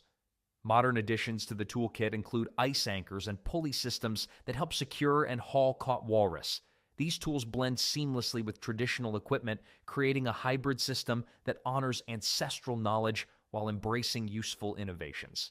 Some hunters have even started using special synthetic materials for their sleds that reduce friction on the ice.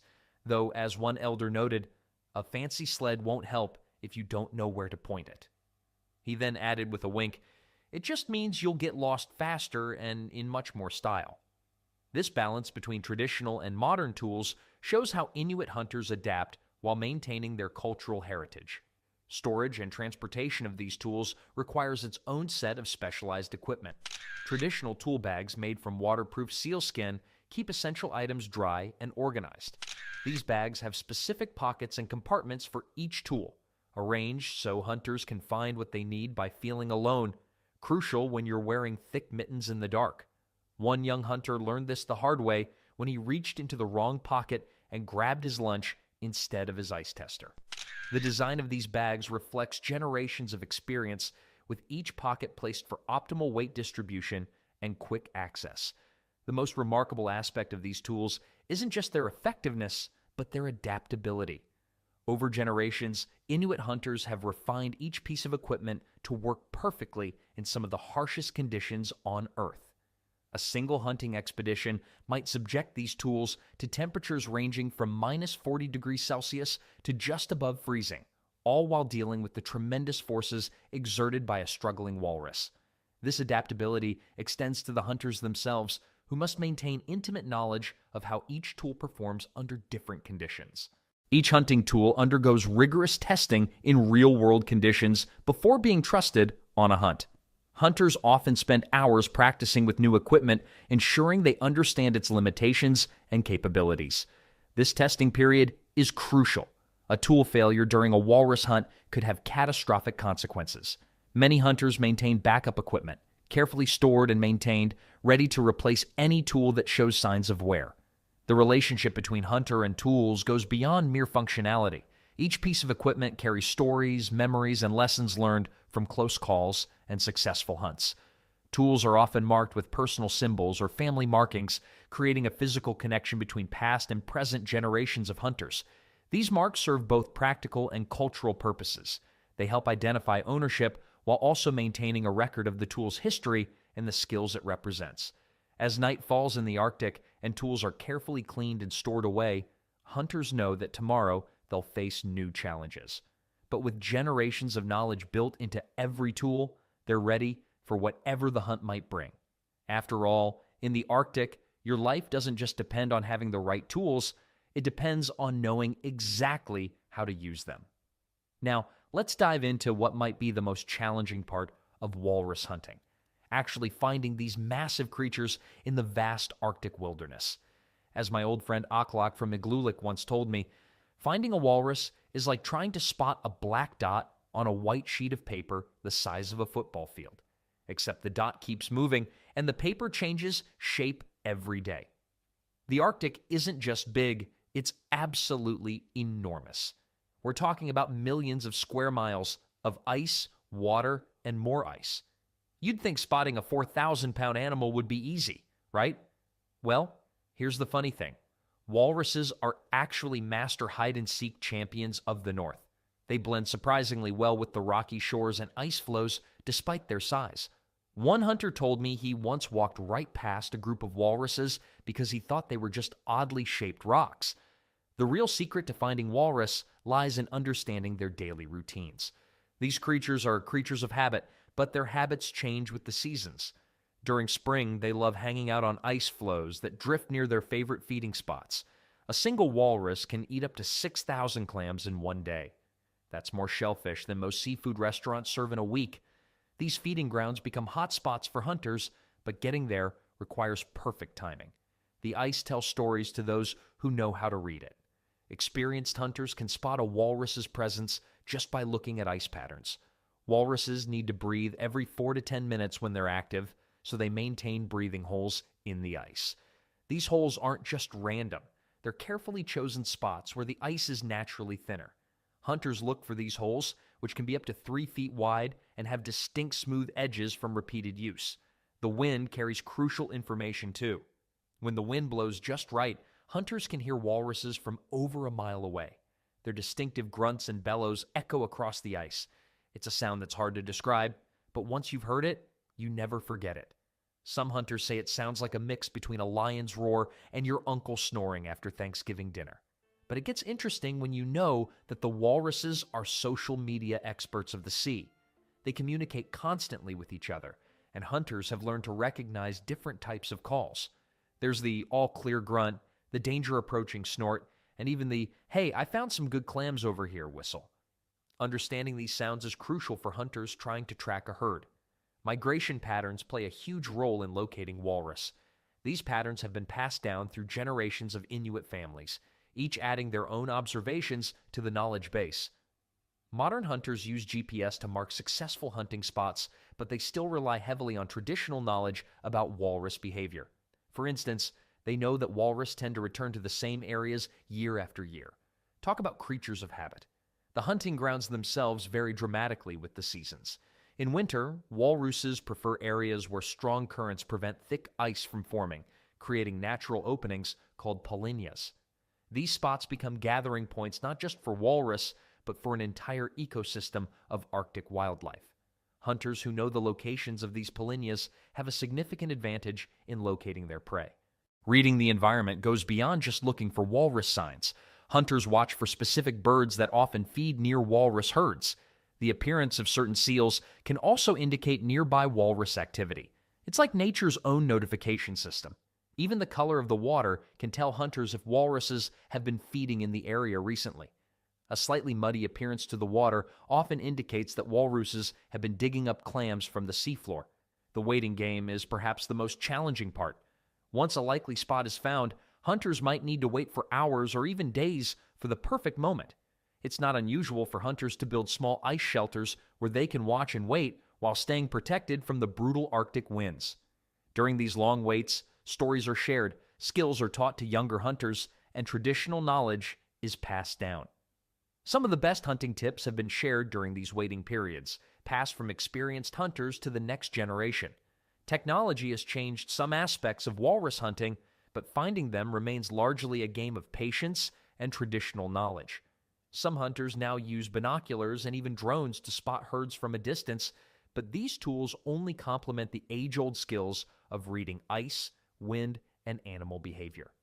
The most successful hunters are those who blend modern technology with traditional tracking methods.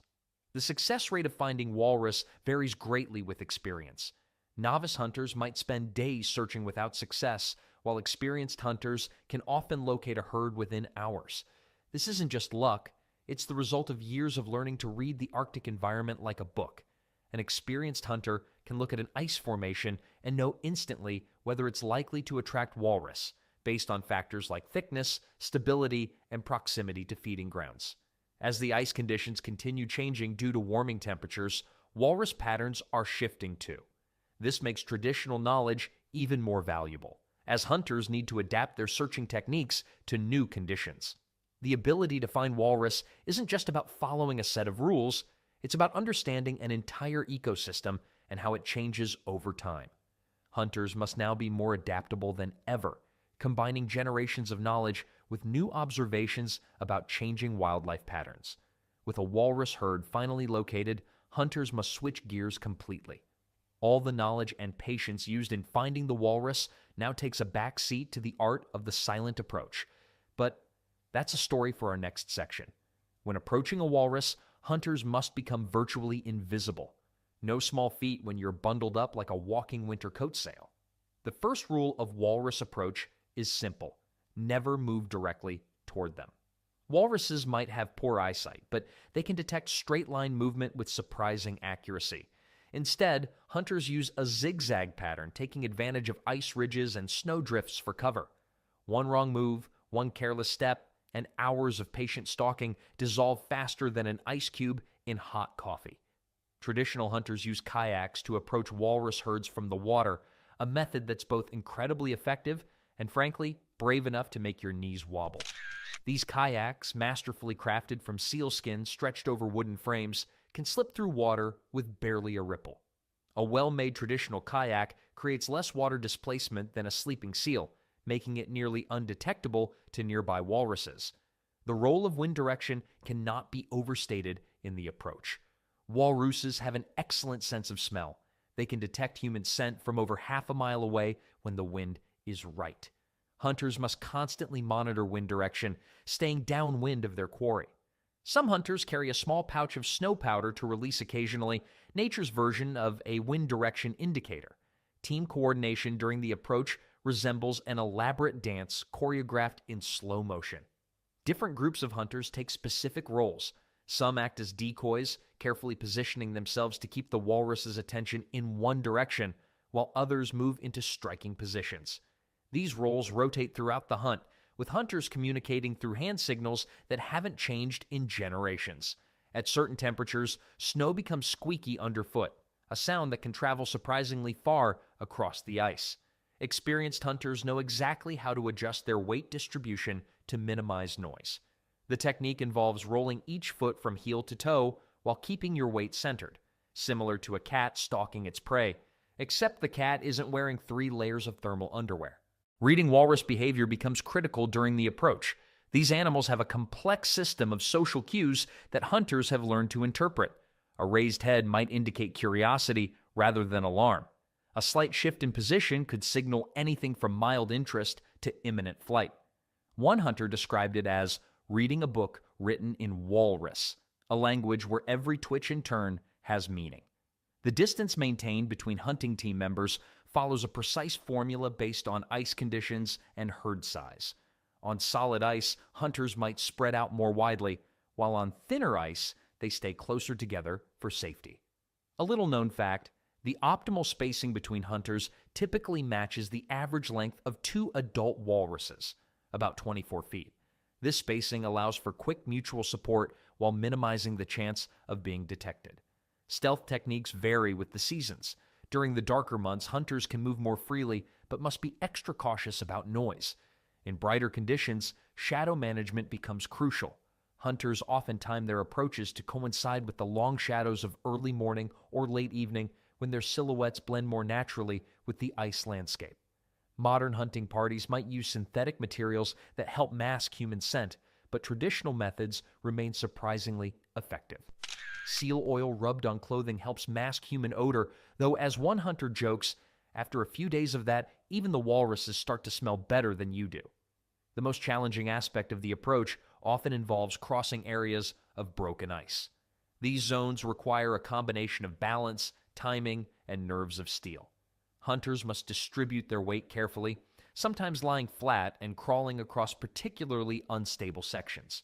The technique has earned the nickname the Arctic Shuffle, a move you won't find in any dance club, but one that might just save your life on the ice. A successful approach also depends on understanding walrus social dynamics. The animals often post sentries, usually older females with sharp eyes and even sharper tusks. These lookouts take turns watching for danger while others rest. Through generations of observation, hunters have learned to identify these sentinel walruses and plan their approaches accordingly. One elder noted with a smirk, "The teenager walruses make the worst guards. They're too busy showing off their new tusks. Patience defines every movement of the hunt. A single approach might take hours, with hunters moving mere inches at a time when close to the herd. But even the most careful approach doesn't guarantee success. The real test of nerves comes next. Striking a walrus might sound straightforward. Just throw the harpoon and hope for the best, right? Well, that's about as effective as trying to parallel park a car while blindfolded. The moment of striking requires more precision than a surgeon and better timing than a professional comedian. The sweet spot for a successful strike lies just behind the walrus's shoulder blade. Hit too far forward, and the thick blubber might prevent proper penetration. Too far back, and the strike won't be effective enough. The target area is roughly the size of a dinner plate. Not exactly a generous target when you're dealing with a moving 4,000-pound animal that could decide to dive underwater at any second. A walrus's skin can be up to 4 inches thick, with a blubber layer adding another 6 inches of cushioning.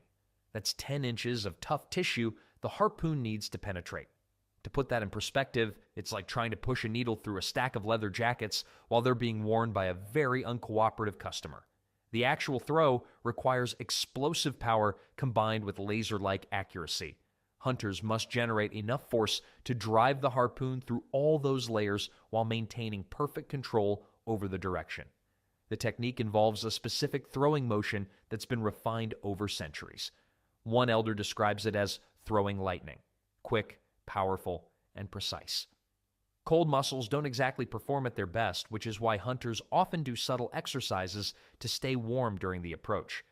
These movements need to be small enough not to alert the walrus, but sufficient to keep the blood flowing. As one hunter puts it, you need to be ready to throw a harpoon even if you can't feel your fingers, which is most of the time. The critical moment before the strike involves reading the walrus's breathing pattern. These marine mammals typically surface to breathe every 5 to 7 minutes, staying up for about 2 minutes before diving again. That's the window of opportunity. Hunters time their strikes to coincide with the middle of the breathing interval when the walrus is most relaxed and stable. A peculiar fact: walruses actually hold their breath when they're nervous, making their breathing pattern a reliable indicator of whether they've spotted the hunters. A 20-mile-per-hour wind can deflect a harpoon by several inches over a throwing distance of 20 feet. Experienced hunters instinctively adjust their aim to compensate for wind conditions. They don't need fancy ballistics calculators. Generations of practice have taught them exactly how much to adjust for different wind speeds and directions. The harpoon line itself requires special handling during the strike. It needs to play out smoothly without tangling, a task that's about as easy as untangling Christmas lights while wearing mittens. The line is coiled in a specific pattern that allows it to deploy without snagging. Some hunters can even detect problems with the line's deployment by sound alone, a skill that's earned them the nickname the line whisperers. Team coordination during the strike resembles a well-rehearsed orchestra performance, minus the music and plus a lot more adrenaline. Each hunter knows their role. The primary striker, the line handlers, and the backup team must move in perfect synchronization. One wrong step, one moment of hesitation, and hours of careful preparation evaporate like breath in the Arctic air. Modern materials have improved certain aspects of the strike, but the fundamental techniques remain unchanged. Steel harpoon heads might be sharper than traditional bone ones, but they still need to be thrown with the same precision. Some hunters joke that the only real improvement is that modern harpoons don't need to be sharpened as often. A small comfort when you're facing down a walrus that weighs as much as a mid-size SUV. The most remarkable aspect of the strike is how hunters maintain their composure. The adrenaline surge must be managed, breathing controlled, and movements kept deliberate and smooth. It's like trying to thread a needle while riding a roller coaster, except the needle is a harpoon and the roller coaster is the Arctic environment itself. Success or failure often comes down to milliseconds. The difference between a perfect strike and a complete miss might be the width of a walrus whisker. Speaking of which, those whiskers, called vibrissae, are incredibly sensitive and can detect movement in the water from surprising distances. A successful striker must account for this, making their final movement so smooth it doesn't send telltale vibrations through the ice. The next few moments after the strike will test every ounce of strength and skill the hunting party possesses. Because when you've just harpooned a creature that thinks ice boulders make comfortable pillows, you better be ready for what comes next. The moment after a walrus is struck unleashes enough raw power to make a bodybuilder look like a couch potato. A male walrus can generate over 2,000 pounds of pulling force, enough to drag a small car across ice. During the first few seconds of the struggle, hunting teams often slide across the ice like kids on a very fast, very scary amusement park ride. Strength alone won't win this battle. The hunter's technique involves a careful balance of force and flexibility. The lead line handler plants their feet in a wide stance, knees bent, body angled away from the hole, a position that would make any tug-of-war champion proud. Meanwhile, other team members quickly secure additional anchor points in the ice, creating a web of resistance against the walrus's powerful pulls. A striking fact about this phase of the hunt: the average struggle lasts between 20 and 45 minutes, during which time the hunting team might have to resist more than 100 intense pulls. The physical demands are so high that hunters rotate positions every few minutes. One elder hunter claims he burned more calories in a single walrus struggle than his grandson did during an entire week at his office job, though he admits his grandson's coffee runs might count as exercise. The walrus's initial reaction follows a predictable pattern, but that doesn't make it any easier to handle.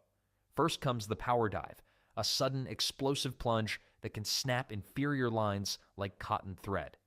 This is followed by what hunters call the submarine phase, where the walrus swims deep and strong, testing every knot and connection in the hunting gear.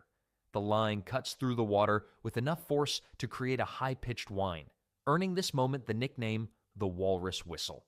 Team communication during the struggle must be clear and constant, despite everyone wearing thick mittens and heavy winter gear. Hunters use a combination of verbal calls and hand signals that haven't changed much in generations. More slack! Brace left! Switch out! These commands cut through the Arctic air like bullets, each one crucial to maintaining control of the situation. One hunter jokes that it's the only time you'll hear perfectly coordinated shouting outside of a military drill or a family dinner argument. The physics of the struggle are fascinating. A single hunting line can experience forces exceeding 3,000 pounds during peak moments. The hunters use this force against the walrus, allowing it to tire itself out through its own powerful movements. Ice anchoring techniques have evolved over generations to handle these intense forces. Hunters create multiple anchor points using ice screws and specialized hooks, arranging them in a triangular pattern that distributes the load. This setup can withstand forces that would tear apart lesser arrangements. Some hunters have developed a technique they call the star pattern, using 5 or more anchor points to create an almost unbreakable hold on the ice. Different animals have different fighting styles. Young bulls tend to make explosive, erratic movements, while older ones often employ more sustained, powerful pulls. Experienced hunters can often tell the age and size of a walrus just by feeling how it fights on the line. As one hunter puts it, each walrus fights like it has its own personality. Some are boxers, some are wrestlers, and some just try to show off. Wind chill factors often drop below negative 40 degrees Fahrenheit, cold enough to freeze exposed skin in minutes. Hunters must maintain their grip and coordination while wearing thick gloves, moving across ice that's sometimes smoother than a bowling alley. One clever innovation involves spreading seal blood on boot soles for extra traction, though this technique comes with the downside of making your boots smell like, well, seal blood. The role of float bags becomes critical during extended struggles. These buoyant aids, attached to secondary lines, help tire the walrus and mark its location during long dives. Modern hunters sometimes use special inflatable buoys, but traditional sealskin floats remain popular. They're more durable in extreme cold and, according to some hunters, have just the right amount of give and take in the water. Plus, they don't deflate if punctured by ice, a feature that no amount of modern engineering has managed to improve upon. An interesting adaptation in recent years has been the development of quick-release mechanisms for emergency situations. These allow hunters to instantly disconnect from a dangerous situation while keeping the main line secured. It's a bit like having an ejector seat in a car. You hope you never need it, but you're glad it's there. The traditional version of this involved a special knot that could be undone with a single pull, showing that sometimes the old ways had already figured out the best solution. Statistics show that about 30% of struck walruses escape despite the hunter's best efforts. These outcomes usually result from equipment failure or poor team coordination rather than the walrus's strength alone. That's why hunters maintain their gear with almost obsessive attention to detail and practice their coordination techniques even during the off-season. After all, nobody wants to be the team that literally lets the big one get away. When the struggle finally begins to turn in the hunter's favor, preparation for the next phase must begin immediately. Hauling a walrus onto the ice is about as easy as parallel parking a whale. After the exhausting struggle in the water, hunters face their next challenge, moving something that weighs as much as 2 cars without the convenience of wheels. It's the kind of task that makes moving a couch up 3 flights of stairs look like child's play. The first critical decision comes right after the walrus is tired, choosing the exit point. Not just any spot along the ice edge will do. Hunters look for what they call a landing shelf, a section of ice thick enough to support the massive weight, but low enough to aid in hauling. These spots are so valuable that some hunting communities have traditional names for reliable hauling locations, passed down through generations like family recipes. It takes an average of 8 people working in perfect coordination to haul an adult walrus onto the ice. The force required often exceeds 5,000 pounds, about the same as lifting a fully loaded pickup truck. Hunters use a complex system of ropes and pulleys that would impress any engineering student, though, as one hunter quipped, we had pulleys figured out long before anyone wrote a textbook about them. The actual hauling technique has evolved over centuries of trial and error. Teams arrange themselves in a formation that looks a bit like a strange dance routine. The strongest pullers take the front positions, while others manage the guide ropes that keep the walrus from sliding sideways. Everyone moves in synchronized pulls, their movements timed to shared vocal commands that echo across the ice. Traditional tools play a crucial role in the hauling process. The kamutig, a special sled designed for Arctic conditions, often serves as an anchor point for the pulley system. These sleds are built without nails or screws. Instead, they use rope lashing that flexes with the ice, making them incredibly durable. Some hunters swear these traditional sleds could survive a nuclear blast, though nobody's keen on testing that theory. The physics of ice friction creates some surprising advantages. At certain temperatures, a thin layer of water forms between the walrus and the ice, creating a natural sliding surface. Hunters take advantage of this phenomenon by timing their pulls to coincide with these moments of reduced friction. It's nature's version of a slip and slide, except the thing sliding weighs 2 tons and has sharp tusks. Speaking of tusks, they present their own unique challenge during hauling. Male walruses can have tusks up to 3 feet long, which need to be managed carefully to prevent them from catching on the ice edge. Teams often assign a specific person to guide the tusks using specialized hooks. This job earned the nickname Tusk Whisperer, though most hunters agree it's more about muscle than sweet talk. Temperature plays a crucial role in the hauling process. The ideal temperature range is between -5 degrees Celsius and -15 degrees Celsius. Any warmer, and the ice becomes too soft and dangerous. Any colder, and the equipment becomes too rigid. One hunter tells of a time when it was so cold, the ropes became stiff enough to stand upright on their own. Like frozen spaghetti, he says. Except spaghetti doesn't cost you a week's wages if it breaks. Innovation meets tradition in modern hauling methods. Some teams now use synthetic ropes that are stronger than steel by weight, but they still rely on traditional knowledge for knot tying and rope management. A well-tied knot in -40 degrees Fahrenheit weather can mean the difference between success and watching several thousand pounds of walrus disappear back into the Arctic waters. The most remarkable aspect of the hauling process is how hunters adapt their techniques to different ice conditions. Thick, stable ice allows for a more straightforward approach, while thin ice requires distributing the weight across a wider area. Hunters even develop different calls and commands for various ice conditions, a specialized vocabulary that would baffle most language professors. Time management becomes critical during hauling. The entire process needs to be completed before the walrus meat begins to freeze, which can happen surprisingly quickly in Arctic temperatures. Teams often work in rotating shifts, with each group pulling for about 2 minutes before switching out. Any longer, and muscle fatigue becomes dangerous. Modern technology has attempted to simplify the hauling process, but with mixed results. Motorized winches might seem like an obvious solution, but they're often too heavy to transport safely across thin ice. Plus, as one elder pointed out, machines break, but a well-trained team of hunters only gets stronger. There's also the small matter of batteries refusing to work in extreme cold. Another point scored for traditional methods. After securing the walrus on solid ice, the hunting party faces their next challenge. Processing a walrus makes butchering a cow look like slicing a birthday cake. The sheer size of the animal demands not just skill and strength, but also a deep understanding of anatomy and a masterful sense of organization. It's a bit like disassembling a 2-ton puzzle, where every piece has a specific purpose and destination. The butchering process follows a precise sequence developed over countless generations. First comes the removal of the tough outer hide, a task that requires specialized tools and techniques. The hide alone can weigh up to 500 pounds and measures about an inch thick in most places. Traditional elusive, curved knives with incredibly sharp edges, slice through this leather-like material with remarkable precision. Some hunters joke that you could probably use walrus hide to make tank armor, though nobody's tried it yet.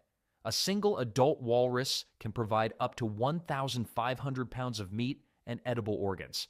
That's enough to feed several families for months. The meat itself has a distinctive dark red color and contains more protein per pound than beef. Speaking of nutrition, walrus liver packs more vitamin C than oranges, a crucial source of vitamins in the Arctic where fresh fruit is about as common as palm trees. The distribution of the harvest follows traditional customs that would impress any logistics expert. Each part of the walrus goes to specific families or community members based on their role in the hunt and their needs. The system ensures nothing goes to waste and everyone benefits from the hunt. One elder compares it to a well-orchestrated symphony, except instead of music, you're coordinating the movement of several thousand pounds of meat and materials. The blubber layer presents its own unique challenges. This thick insulating fat can be up to 6 inches deep and requires careful removal to preserve its quality. Skilled hunters can separate it from the meat in large sheets, a technique that takes years to master. The blubber serves multiple purposes. It's rendered into oil for lamps, used as a food source, and even helps waterproof traditional hunting equipment. One hunter noted that nothing makes boots more waterproof than walrus oil. Though he wouldn't recommend it for your everyday sneakers, the meat needs to be kept from freezing solid while being cut. No small feat in the Arctic, but it also can't be allowed to warm too much. Hunters often work in shifts with some processing while others prepare storage containers or arrange transportation. It's like a highly specialized Arctic cooking show, except the kitchen is made of ice and the refrigerator is basically everywhere. The tusks require special attention during processing. These massive ivory teeth, which can grow up to 3 feet long, are carefully removed and cleaned. They've traditionally been used to make tools and art pieces, though nowadays they're often preserved as ceremonial items. A little-known fact, walrus tusks continue growing throughout the animal's life, adding growth rings like trees. Some hunters can estimate a walrus's age just by counting these rings. The bone structure of a walrus provides another valuable resource. The dense bones, particularly from the skull and shoulders, are traditionally carved into tools and hunting implements. Some communities have special craftsmen who can transform these bones into everything from sled runners to fishing hooks. The shoulder blades alone are large enough to serve as impromptu snow shovels in a pinch, leading to the old Arctic joke about walruses helping with winter cleanup even after they're gone. Even the internal organs have specific uses. The stomach, cleaned and stretched, becomes a traditional drum membrane that produces a deep, resonant sound perfect for ceremonial gatherings. The intestines, properly prepared, transform into waterproof clothing material that outperforms many modern synthetics in harsh conditions. The heart, rich in nutrients, is often shared among the hunters for immediate consumption. One hunter quips that eating fresh walrus heart gives you the strength of a walrus, minus the blubbery waistline. Modern storage methods blend with traditional practices in fascinating ways. While some parts are still preserved using ancestral techniques like air drying and fermentation, others might find their way into modern freezers. The community's traditional food storage facilities, built into the permafrost, maintain a perfect temperature year-round without using any electricity. It's nature's version of a walk-in freezer, and it never breaks down. Traditional preservation techniques include a method called igloos, where specific cuts of meat are fermented under carefully controlled conditions. This process, which might seem unusual to outsiders, creates a preserved food that's both nutritious and culturally significant. The technique requires such precise knowledge that experienced processors can tell the quality of the final product just by the sound the meat makes when cut. The most remarkable aspect of walrus processing is how it brings the community together. Everyone has a role to play, from the youngest children learning to clean small pieces to the elders supervising the distribution. The process often becomes a living classroom where traditional knowledge is passed down through hands-on experience. One hunter remembers learning to process walrus alongside his grandfather, who could identify every muscle and organ by touch alone, a skill developed through decades of practice. Sharing stories during processing is a cherished tradition. Hunters recount tales of past hunts, elders share traditional knowledge, and children learn their community's history through these conversations. In this way, the walrus continues giving to the community long after the hunt ends, not just through its physical bounty, but through the connections it helps create between generations. The timing of processing is crucial and often misunderstood by outsiders. Hunters don't just cut up a walrus whenever they catch one. They time the processing based on several environmental factors. The phase of the moon affects ambient light for nighttime work, while wind direction influences how quickly the meat might freeze or spoil. Some hunters even swear they can smell incoming weather changes and will adjust their processing schedule accordingly. Temperature management during processing requires incredible ingenuity. Hunters often create temporary snow walls to block harsh winds, while simultaneously using snow's insulating properties to keep meat at the perfect temperature. They'll sometimes dig shallow pits in the snow, creating microclimates that maintain ideal processing conditions. One veteran hunter demonstrated how different types of snow can create varying temperatures. Powder snow for colder storage, packed snow for slightly warmer conditions. The role of weather prediction in processing is fascinating and rarely documented. Hunters have developed a complex system of reading clouds that specifically relates to meat preservation. Certain cloud formations signal optimal processing conditions, while others warn of approaching weather that could compromise the meat. Some communities maintain weather watchers during processing, usually elders with decades of experience who can predict processing conditions up to 48 hours in advance based on subtle atmospheric changes. Processing locations themselves carry historical significance. Many communities have traditional processing spots that have been used for generations, each chosen for specific advantages: natural windbreaks, optimal sun exposure, or proximity to ice storage areas. These sites often have names in Inuktitut that describe their unique features or commemorate significant events. One processing ground translates roughly to "where grandfather's harpoon broke, but the feast was good anyway." The sound of processing has its own language. Experienced processors can tell if a knife needs sharpening just by the sound it makes passing through blubber. They can identify if meat is freezing too quickly by the specific crunch it makes when cut. Even the sound of footsteps on snow around the processing area carries meaning, different pitches indicating whether the snow is too warm or cold for optimal processing conditions. As the final pieces of walrus are stored away and tools cleaned for the next hunt, it's clear that processing these massive animals is far more than just butchering meat.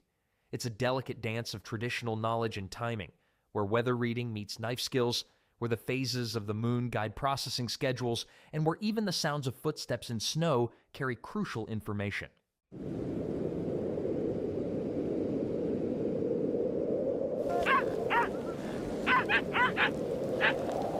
Imagine sleeping in temperatures so cold your breath freezes instantly. While most of us reach for the thermostat when it drops below 65 degrees Fahrenheit, the Inuit have mastered sleeping at negative 84 degrees Fahrenheit without modern heating. Their first secret: their body. The human body is actually an impressive heat-generating machine. Even at rest, your body produces enough heat to boil about 1.5 gallons of water from freezing to boiling point every day. The Inuit have mastered the art of optimizing this natural furnace through some remarkably effective techniques. At the heart of this survival strategy is their diet. Before bedtime, Inuit traditionally consume foods incredibly rich in fat and calories. A typical pre-sleep meal might include raw seal blubber or fish, which provides the body with slow-burning fuel that generates heat throughout the night. This isn't just a small snack. We're talking about consuming up to 6,000 calories on extremely cold days, with much of it coming from fat. The modern world has us counting calories, while the Inuit count them too, just in the opposite direction. Their approach makes perfect sense when you consider that modern science now confirms the process of digesting food, particularly proteins and fats, creates a thermogenic effect that raises body temperature. What makes this approach particularly effective is the type of fat consumed. Seal blubber and fatty fish contain high levels of omega-3 fatty acids that help the body adapt to cold environments. These fats remain more flexible at low temperatures than other types of fat, allowing blood to continue circulating to extremities even in frigid conditions. The timing matters too. By eating these high-calorie foods about 2 hours before sleep, the Inuit ensure their metabolic rate increases during the most vulnerable time, when the body naturally cools down during sleep.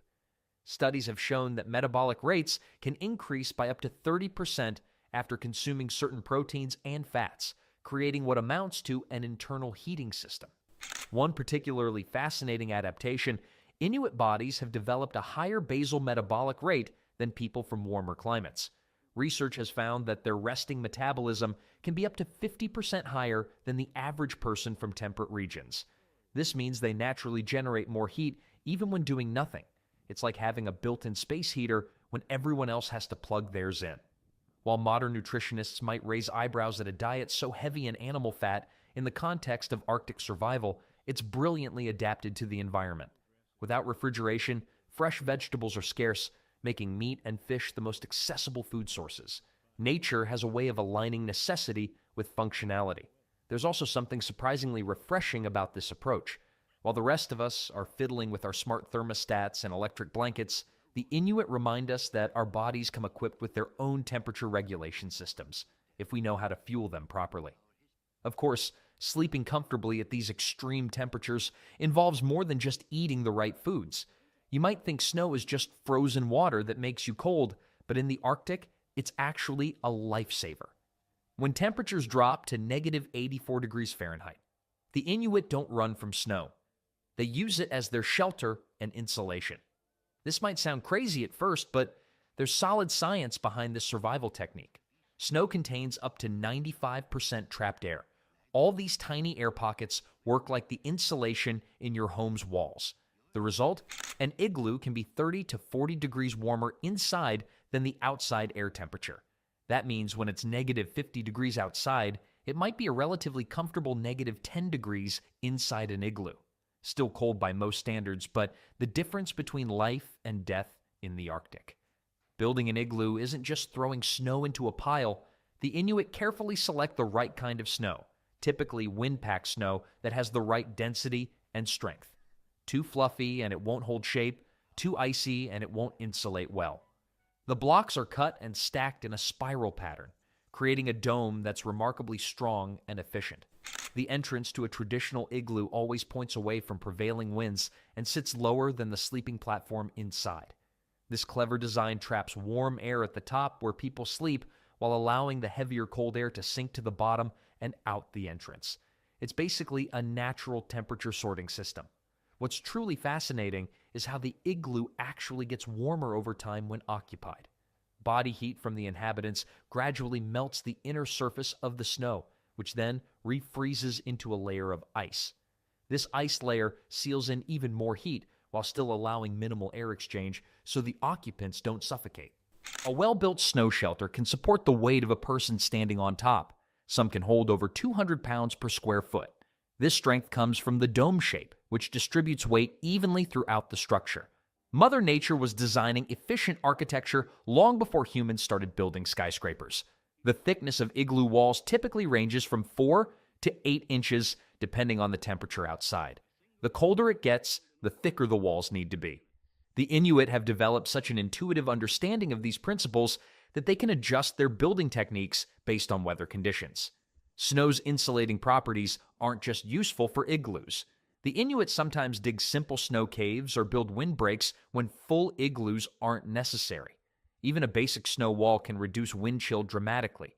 It's like having access to free building materials that are actually effective against extreme cold. Scientists have measured the thermal conductivity of snow and found it similar to that of fiberglass insulation used in modern homes. Who would have thought that the same white stuff causing school cancellations could actually be keeping people alive in the harshest environment on Earth? Kids might argue snow days should be renamed Insulation Appreciation Days. One of the most remarkable aspects of snow as shelter is its sound dampening quality. Inside an igloo during a howling blizzard, it becomes surprisingly quiet. The same properties that trap heat also block sound waves. This creates a peaceful environment for sleeping in otherwise chaotic conditions. The skills of building proper snow shelters are passed down through generations of Inuit families. Young children start learning by watching and helping with simpler tasks before graduating to cutting blocks and planning structures.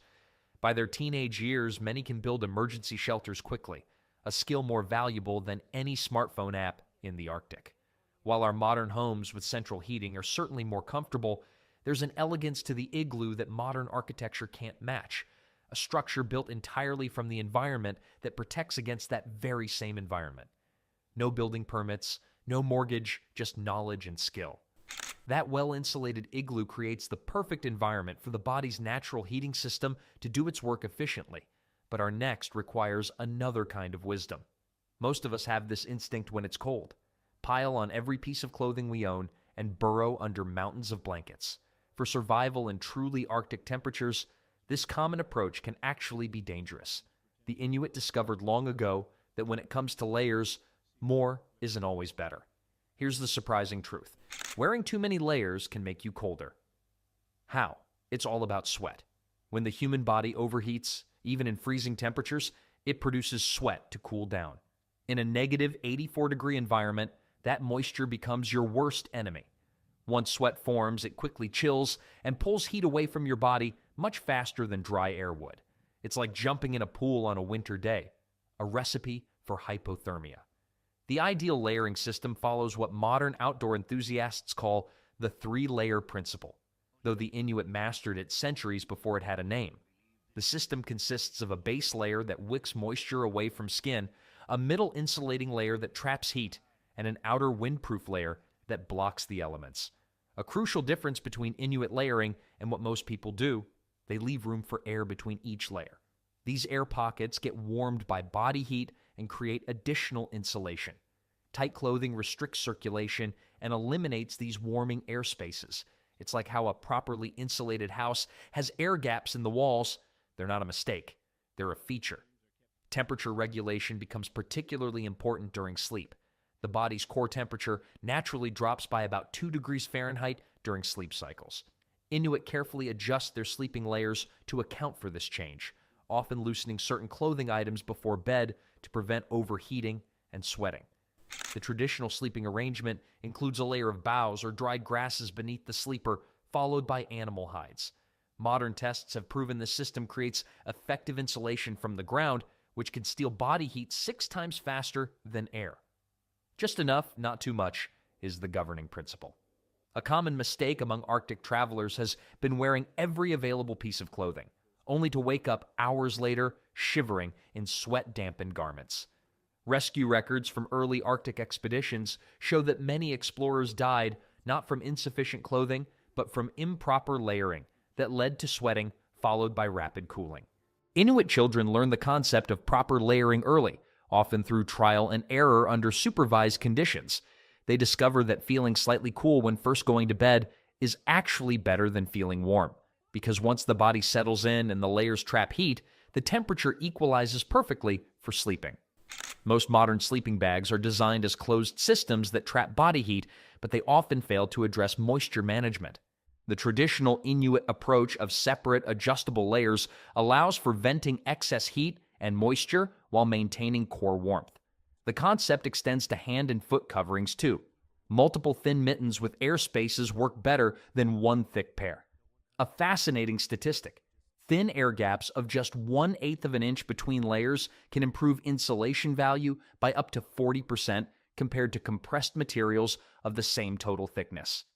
Everyone's seen those people who bundle up like they're preparing for a blizzard just to check their mail. The Inuit would find this approach hilarious. Their layering wisdom shows that sometimes less truly is more when it comes to staying warm in the coldest places on Earth. While the number and arrangement of layers create the foundation for Arctic sleep comfort, the quality of the materials themselves takes this survival strategy to an entirely new level. Have you ever spent hundreds of dollars on a high-tech sleeping bag? The Inuit have been using something better for thousands of years: caribou hide. This isn't just any animal skin, it's practically a miracle material for Arctic survival. What makes caribou hide so special starts with its structure. Each hollow hair follicle contains trapped air that provides exceptional insulation. When examined under a microscope, caribou hair reveals thousands of tiny air chambers that work like natural thermos bottles. These microscopic pockets trap body heat with remarkable efficiency, a natural technology that modern manufacturers still struggle to replicate. Tests conducted on traditional caribou hide clothing show it provides nearly twice the insulation value per inch compared to modern synthetic materials. A caribou hide sleeping cover weighing 4 pounds offers the same warmth as a modern synthetic sleeping bag weighing 7 pounds. When every ounce matters in survival situations, this efficiency becomes crucial. The natural oils in caribou hide also repel moisture while allowing the material to breathe. This combination prevents the deadly cycle of sweating and freezing that claims many lives in extreme cold. Unlike cotton, which loses 90% of its insulating properties when wet, caribou hide maintains much of its warmth even in damp conditions. Inuit hunters traditionally harvest caribou in late fall when the animals have grown their thick winter coats. The timing is critical. Too early and the hide lacks sufficient insulation. Too late and the animals migrate to less accessible areas. The hides are then processed using techniques refined over countless generations. The preparation involves scraping, stretching, and careful smoking to preserve the hide without damaging its insulating properties. Modern tanning methods often strip away the natural oils that contribute to the hide's exceptional performance. The traditional Inuit approach preserves these essential elements. One caribou can provide enough material for a complete sleep system. The hide is typically used with the fur facing inward against the body, allowing direct contact with the insulating hairs. This orientation maximizes heat retention while allowing moisture to move away from the skin. An interesting feature of caribou hide is how it responds to body temperature. The microscopic structure of the hair fibers actually expands slightly when warmed, creating an even tighter insulation barrier as body heat builds up. It's like a sleeping bag that automatically adjusts to temperature conditions. Modern outdoor gear companies have spent millions trying to replicate what caribou evolved naturally. The closest they've come is with specialized synthetic fills that mimic the hollow fiber structure. But even these fall short of the real thing in extreme conditions. The durability of caribou hide stands out too. While a synthetic sleeping bag might last 5 to 10 years with regular use, properly maintained caribou hide sleep coverings can last decades. Some Inuit families pass down particularly well-made pieces through multiple generations. Beyond warmth, caribou hide offers another benefit modern materials can't match. It's silent. Anyone who's tried to sleep in a nylon sleeping bag knows the crinkly noise that comes with every movement.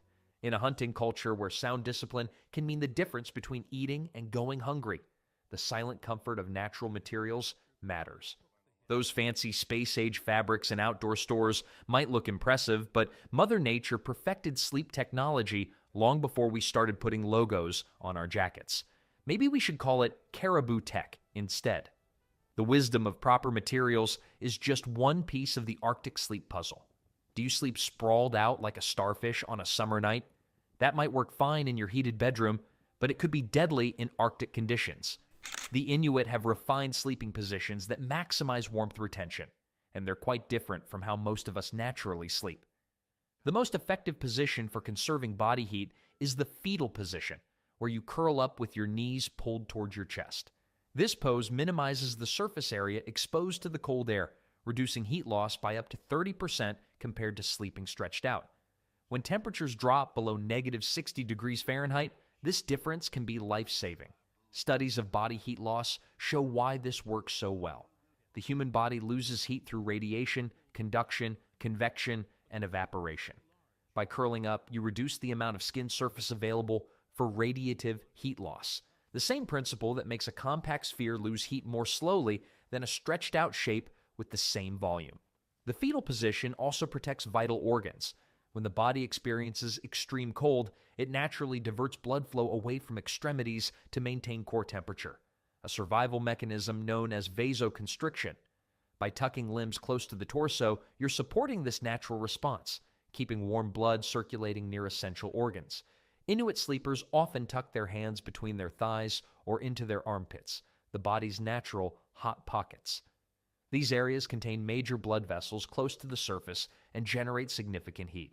Keeping hands tucked away also protects fingers, which are particularly vulnerable to frostbite due to their high surface-to-volume ratio. Another key technique involves keeping the face partially covered. The human face contains a network of blood vessels that can lose heat rapidly. Tucking the chin down toward the chest creates a small pocket of warmed air for breathing while protecting facial skin from direct exposure to cold air. This method also warms the air slightly before it enters the lungs, reducing the body's heating workload. The back is generally avoided as a primary sleeping surface in extreme cold. When lying flat on your back, the spine makes contact with the sleeping surface along its entire length, increasing conductive heat loss. Side sleeping reduces this contact area significantly.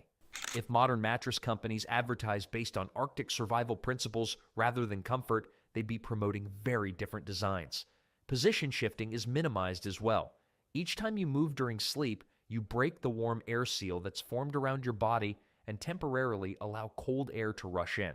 The ideal is to find one comfortable, heat-conserving position and maintain it through the night. Modern sleep tracking shows the average person changes position 15 to 20 times per night, a luxury not afforded in survival situations. Feet positioning matters too. Crossing ankles and keeping feet stacked rather than spread apart reduces the surface area exposed to cold. Some Inuit sleepers also tuck their feet into the opposite knee pit, creating a closed loop that minimizes exposed extremities. Group sleeping arrangements add another dimension to position strategy. When multiple people sleep close together, they typically arrange themselves in a spooning formation with everyone facing the same direction. This configuration maximizes the shared warmth while minimizing the total exposed surface area of the group. It's geometry applied to survival. Those fancy sleeping position recommendations in health magazines focus on preventing back pain or reducing snoring, concerns that seem pretty trivial when the alternative is freezing solid. The Inuit sleep positions might not make it into wellness blogs, but they've kept people alive in conditions that would be fatal to the unprepared.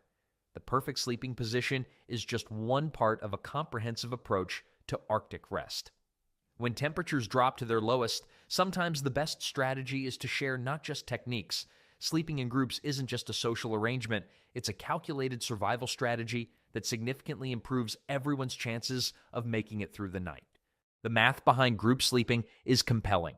A single person generates roughly the same heat as a 100-watt light bulb. Put 3 people together, and you've got the equivalent of a small space heater working all night long. The average human body produces about 300 BTUs of heat per hour while sleeping. Multiply that by a family group, and you've created a remarkably efficient heating system powered by nothing more than normal metabolic processes. Inuit sleeping arrangements typically involve the entire family group sharing a communal sleeping area. Everyone benefits from the collective heat. This approach mirrors what many Arctic animals do instinctively. Emperor penguins, for example, survive Antarctic winters by huddling in tight groups, rotating positions so each member gets a turn in the warmer center.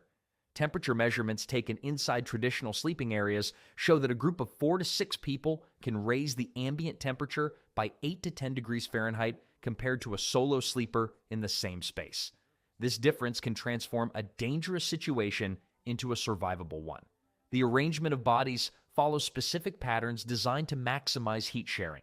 Typically, the youngest children sleep between adults where they benefit from heat on multiple sides. Elders, who often generate less body heat, are positioned where they can benefit from the warmth of others.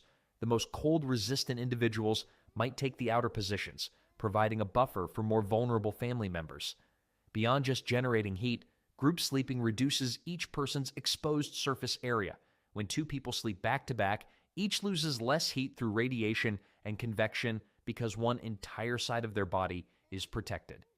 Scientists have calculated that 2 people sleeping in contact can reduce their combined heat loss by 25% compared to sleeping separately. The communal approach offers psychological benefits too.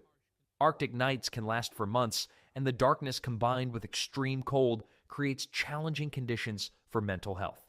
The reassurance of physical proximity to others provides comfort that goes beyond mere temperature regulation. Cultural practices around group sleeping develop specific etiquette to make the arrangement work smoothly. Movement is coordinated. If one person needs to turn, others shift accordingly to maintain the heat envelope. Even breathing patterns sometimes synchronize naturally among group sleepers, creating efficient cycles of shared warmth.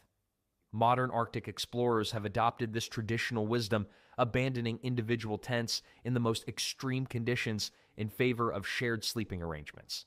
Many survival stories include accounts of people huddling together through dangerous cold snaps, using nothing but collective body heat to stay alive. You might say the Arctic is the one place where getting too close to your in-laws could actually save your life.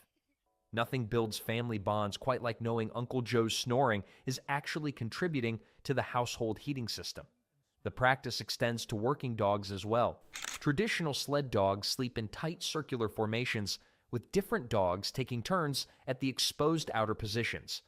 The Inuit observed and replicated these natural strategies, recognizing that if it works for animals evolved specifically for Arctic conditions, it would work for humans too. For those not raised in this tradition, group sleeping can initially feel uncomfortable or invasive of personal space.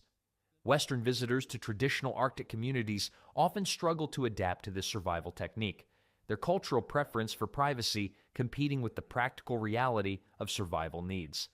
Those who embrace the approach quickly recognize its effectiveness. Modern thermal imaging dramatically illustrates the benefits of shared body heat. Images of solo sleepers show heat radiating away into the environment, while group sleepers create a merged heat signature that retains warmth efficiently within the human cluster.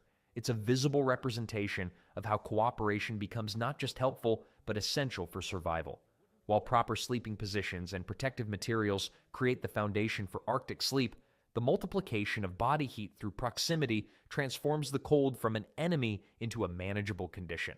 No central heating bill, no electricity needed, just the original human furnace working at full capacity. Next comes the strategic protection of those parts most vulnerable to the biting cold. Your fingers, toes, ears, and nose are the first casualties in the battle against extreme cold. These body parts sit farthest from your heart and get less blood flow than your core.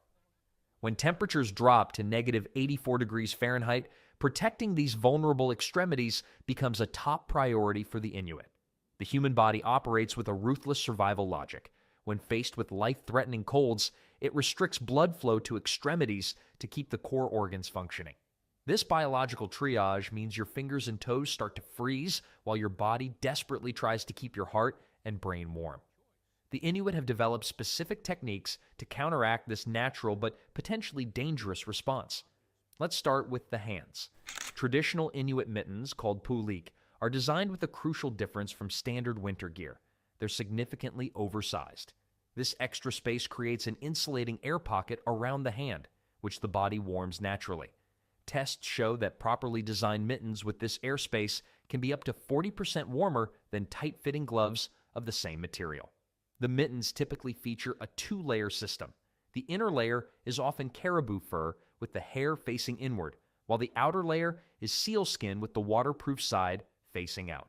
This combination manages moisture from sweat while blocking wind and wetness from outside, a sophisticated system developed centuries before modern synthetic materials. Foot protection follows similar principles, but with added complexity. The kamik, traditional Inuit boot, features multiple removable layers. The critical innovation is the inner layer made of dried grass that can be replaced daily. This grass absorbs moisture from the feet during the day and is switched out each evening, ensuring dry foot protection for sleep. Anyone who's ever gone hiking knows that wet socks eventually mean cold feet, no matter how expensive your boots are. The Inuit solved this moisture problem through clever material choices and daily maintenance long before moisture-wicking fabrics were invented. You might have a sock drawer, but the Inuit have a grass meadow for their footwear needs. Head protection receives special attention because up to 45% of body heat can be lost through an uncovered head. Traditional hoods feature a ruff, typically wolf or wolverine fur, that creates a microclimate around the face. The ruff breaks the wind while allowing breath to escape without forming ice on facial skin. Wolf fur has the unique quality of not collecting frost from breath moisture, making it ideal for this purpose. Before sleeping, many Inuit perform a specific routine focusing on extremity warming. They might massage hands and feet vigorously to stimulate blood flow before entering their sleeping arrangement. Some traditional practices include warming specific pressure points, areas where major blood vessels run close to the skin, to improve circulation to the extremities. One particularly effective technique involves gradually warming cold hands or feet rather than applying direct heat. Placing cold extremities against the stomach or underarms allows them to warm slowly, preventing the painful rewarming injury that occurs when severely cold skin is heated too quickly. Modern medicine has confirmed the wisdom of this approach, now teaching the same gradual rewarming techniques for treating early frostbite. For nighttime sleeping comfort, The Inuit often create specialized mittens and footwear used only for sleeping. These tend to be looser than day wear, allowing better circulation while maintaining insulation. Some designs include pouches that can hold pre-warmed materials like heated stones or moss, providing additional heat through the night. Statistics highlight the importance of these methods. At negative 40 degrees Fahrenheit, exposed skin can develop frostbite in just 10 minutes. By negative 60 degrees, that time drops to less than 5 minutes. The difference between proper and improper extremity protection isn't just comfort. It can mean keeping or losing fingers, toes, ears, or worse. With extremities safely wrapped and warmed, let's talk about the next challenge. Take a deep breath of air at negative 84 degrees Fahrenheit, and you'll quickly learn why breathing technique matters in the Arctic. The Inuit have developed specific breathing methods that protect their lungs and prevent moisture from freezing around their face, issues that can become life-threatening in extreme cold. When you exhale in such frigid conditions, the moisture in your breath freezes almost instantly. Without proper technique, this creates several problems. First, the water vapor can freeze around your mouth, nose, and face, potentially leading to frostbite on delicate facial tissue. Second, it can freeze in your facial hair or on the edge of your hood, creating ice that then sits against your skin. The basic Inuit breathing technique involves partially covering the mouth, often with a thin piece of fur or fabric. This creates a small microclimate where exhaled air warms the incoming air before it reaches the lungs. Studies show this simple method can warm incoming air by up to 15 degrees, significant protection for delicate lung tissue. Breathing rhythm changes in extreme cold as well. The Inuit typically adopt a slower, more controlled breathing pattern with deeper breaths. This reduces the number of cold air intakes and allows more efficient warming of the air. The average person takes 12 to 20 breaths per minute, but experienced Arctic dwellers might reduce this to 8 to 10 when exposed to extreme cold. Another critical aspect is breathing primarily through the nose rather than the mouth. The human nose is designed to warm and humidify air before it reaches the lungs. The nasal passages contain specialized tissue with an extensive blood supply that can warm air efficiently. Mouth breathing bypasses this natural warming system, sending shockingly cold air directly to the lungs. The lungs themselves can be damaged by extremely cold air.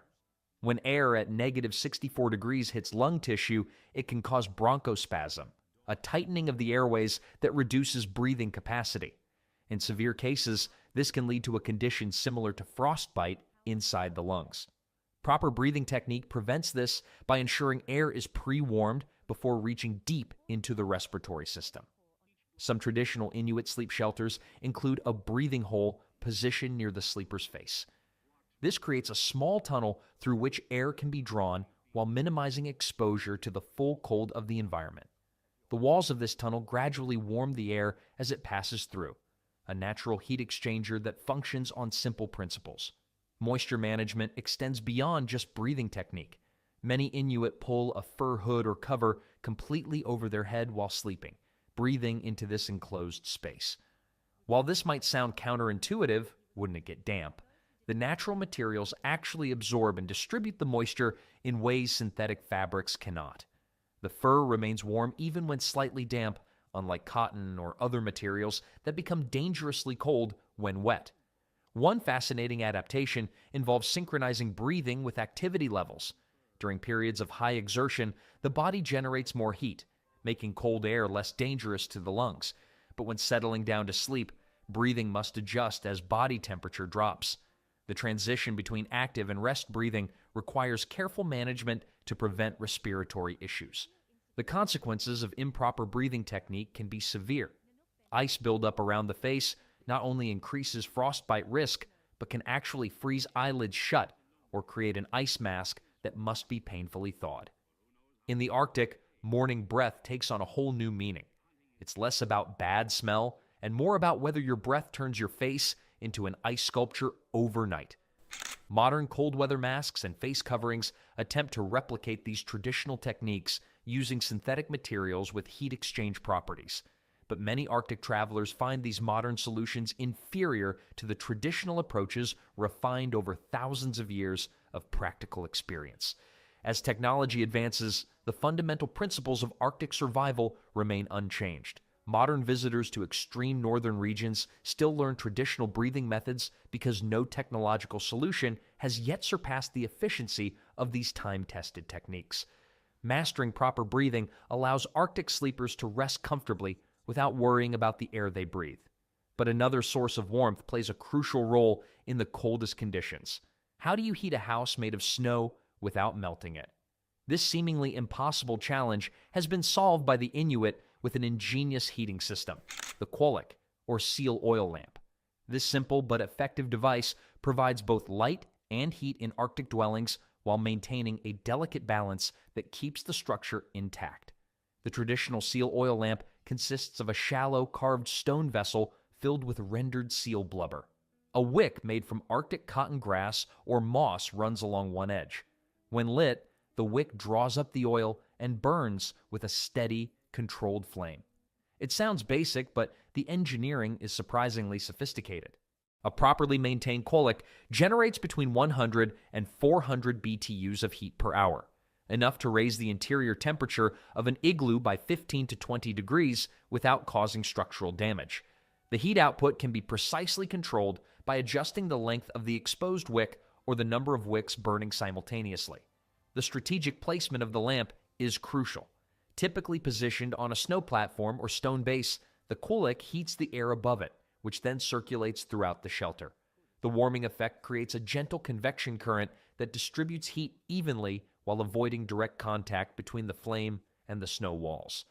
Fuel efficiency makes these lamps particularly valuable in the resource-scarce Arctic. 1 pound of seal oil can provide up to 16 hours of continuous heat and light. The Inuit carefully collect and store seal blubber during hunting seasons, rendering it into oil that remains liquid even at extremely low temperatures. Talk about renewable energy. These lamps were sustainable long before it became trendy. The quollic does more than just provide warmth. It creates a zone for cooking, drying wet clothing, and melting snow for drinking water. This multifunctional approach to heating maximizes the utility of each calorie of heat produced. In modern terms, it's like having your heating system also serve as your stove, clothes dryer, and water purifier. Temperature control inside the shelter requires skilled management of the lamp. If the flame burns too high, the inside surface of the snow walls begins to melt. Rather than causing collapse, however, this actually strengthens the structure when managed properly. The melted inner layer refreezes into a solid ice shell that increases structural integrity while improving insulation. It's a bit like having your igloo refresh its own insulation system as long as the melting doesn't go too far. The smoke from a well-maintained quollic is minimal, but what little is produced contains particles that help waterproof clothing hung above it. The microscopic oil droplets in the smoke gradually coat fabric, adding a water-resistant layer that helps gear stay dry. This unexpected benefit demonstrates the Inuits' holistic approach to survival technology. For sleeping specifically, the lamp is often adjusted to a lower setting, providing just enough heat to maintain comfort without wasting precious fuel while everyone sleeps. The gentle, flickering light also creates a psychological comfort in the otherwise pitch-black Arctic night, which can last for months during winter. Modern testing of traditional quollic designs has revealed impressive efficiency ratings. The radiant heat transfer is remarkably effective in small spaces, with tests showing that up to 70% of the energy in the fuel is converted to usable heat. That's comparable to many modern heating systems achieved with technology developed thousands of years ago.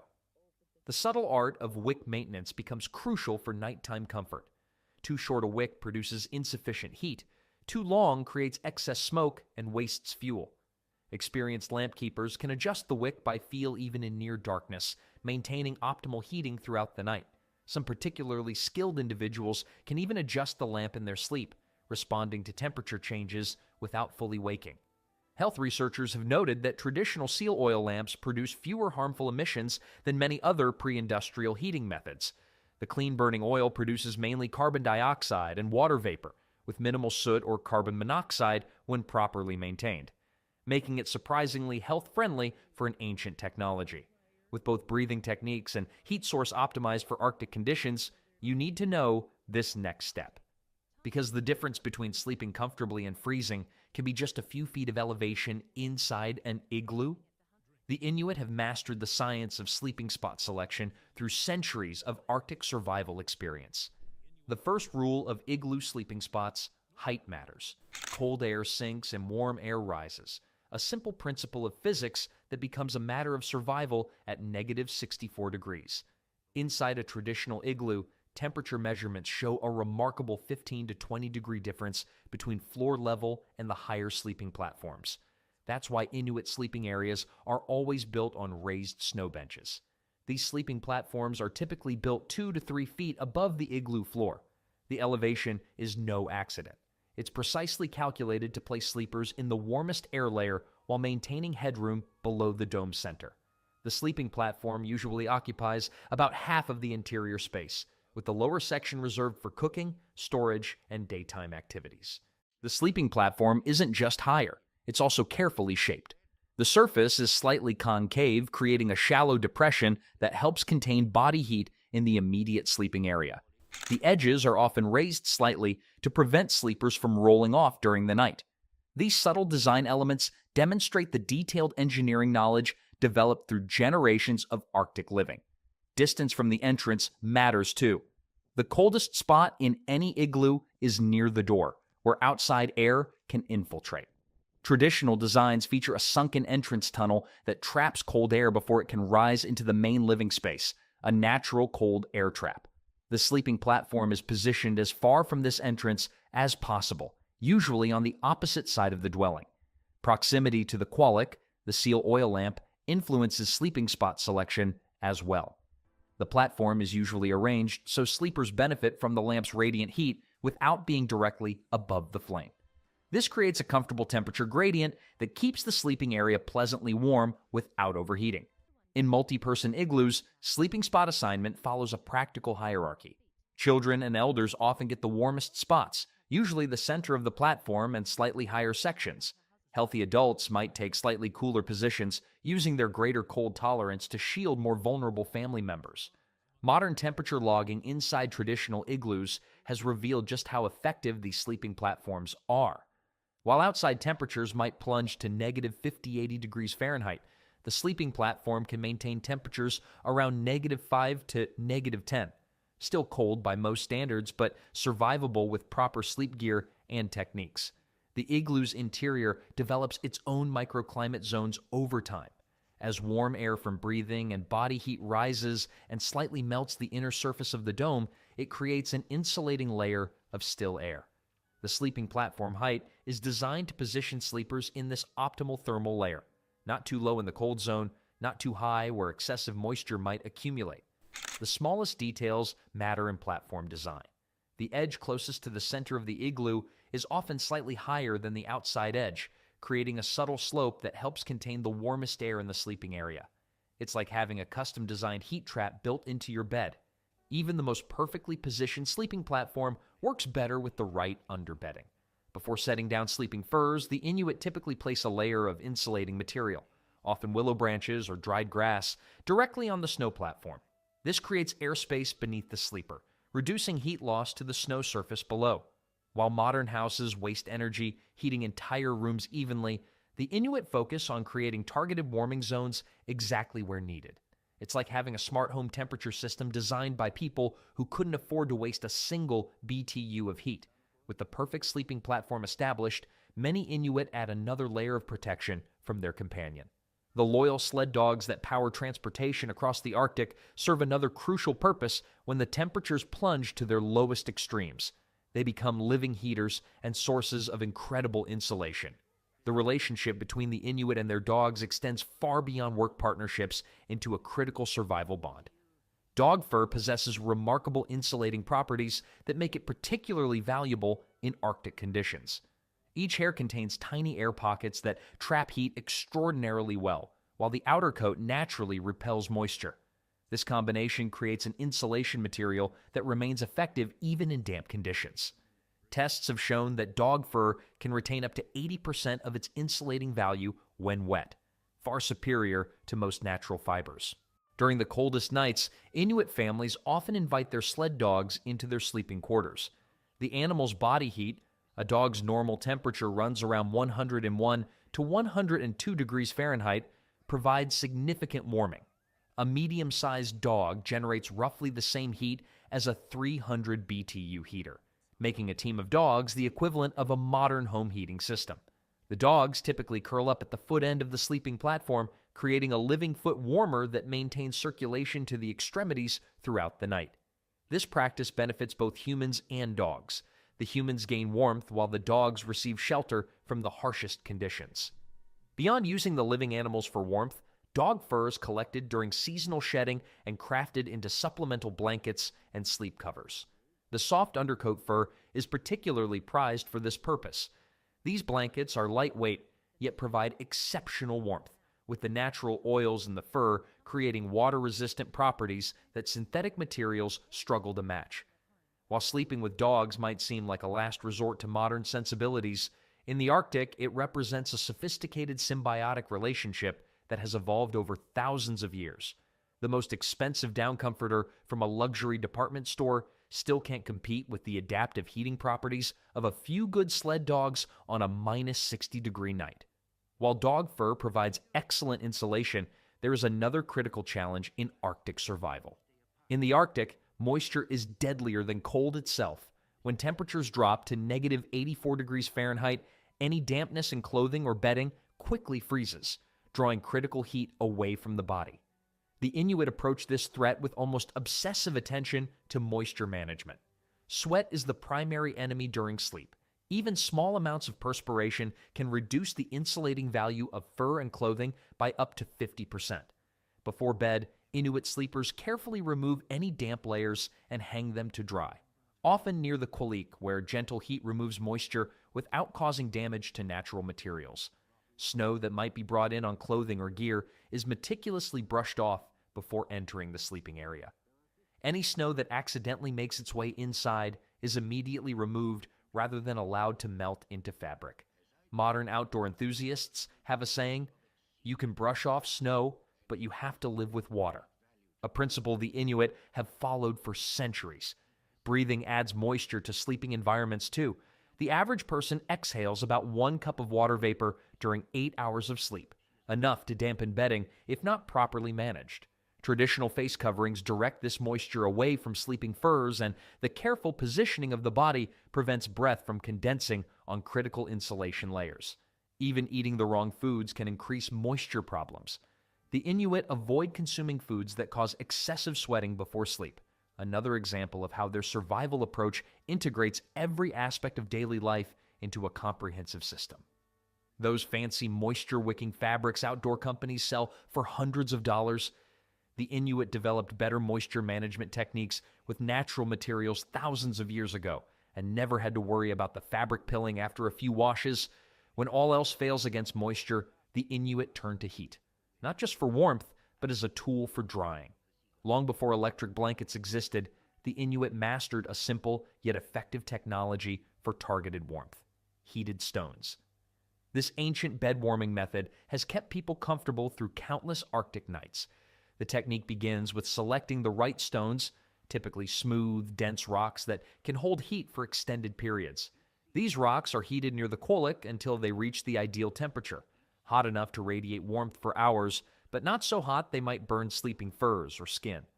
Once properly heated, the stones are wrapped in small pieces of hide or fur to prevent direct contact with the sleeper. They're then strategically placed near the feet, lower back, or other areas that tend to get coldest during the night. The stones release their stored heat gradually, creating hours of comfort. What makes this method particularly valuable is its targeted approach. Rather than trying to heat an entire sleeping area, the stones provide focused warmth exactly where needed. A properly heated stone can maintain useful warmth for 4 to 6 hours, often enough to get through the coldest part of the night. The stones serve multiple functions beyond just warming. They can be used to dry damp items by placing wet materials near them. They can pre-warm sleeping furs before bedtime, eliminating the uncomfortable initial chill that can disrupt sleep onset. Some stones are even shaped to fit specific body contours, creating customized heating elements. While today's campers might use fancy chemical heat packs that work once and become landfill waste, the Inuit stone heater can be reused indefinitely, the original sustainable warming technology. They're like prehistoric hot water bottles that never spring a leak, though admittedly, they're a bit harder to squeeze into those cozy bed socks. The physical comfort provided by these simple tools contributes to another critical aspect of Arctic survival. The brutal cold of an Arctic night tests more than just your body. It challenges your mind. The Inuit have developed psychological techniques that prevent panic and help maintain calm during extreme temperature exposure. One key mental strategy involves focusing on rhythmic breathing rather than dwelling on the cold. This meditation-like approach shifts attention away from discomfort and regulates the body's stress response. Studies show that controlled breathing can lower cortisol levels by up to 20%, reducing the perception of cold. Traditional Inuit mental training includes visualizing warmth spreading through specific body parts, a practice remarkably similar to modern guided meditation techniques. Children learn these mental skills alongside physical survival techniques, treating mind and body as equally important for cold survival. Panic is particularly dangerous in extreme cold because it increases respiration and heart rate, potentially leading to hyperventilation in frigid air. The Inuit approach emphasizes maintaining emotional equilibrium. A calm mind conserves body heat and makes better survival decisions. There's also a strong cultural component to this mental resilience. Stories and songs about ancestors surviving extreme conditions are shared before sleep, creating both distraction from discomfort and confidence in survival. In a way, the Inuit mastered mind over matter long before self-help books were selling the same idea for $19.99. This mental fortitude works hand in hand with a little adjustment. Can the human body actually change to handle extreme cold better? The Inuit provide living proof that it can. Generations of life in the Arctic have led to biological adaptations that help them sleep comfortably in temperatures that would be dangerous for most people. Research shows that Inuit bodies typically maintain a core temperature about 1 degree Fahrenheit higher than people from warmer climates. Their metabolic rates run approximately 20% faster, generating more internal heat. Blood vessels in their extremities respond differently to cold, constricting less severely and allowing more warm blood to reach fingers and toes. These adaptations develop both genetically over generations and individually through gradual cold exposure. Even within one lifetime, the body can become significantly more cold tolerant through consistent exposure. The process triggers increased production of brown fat, a special tissue that burns calories specifically to generate heat rather than to store energy. The Inuit sleeping practices combine this biological adaptation with all the techniques we've discussed, creating a comprehensive system that transforms the seemingly impossible challenge of sleeping at -64 degrees into a manageable reality that has sustained life in one of Earth's most extreme environments for thousands of years. Now that's what you call the ultimate sleep hack. No expensive mattress required.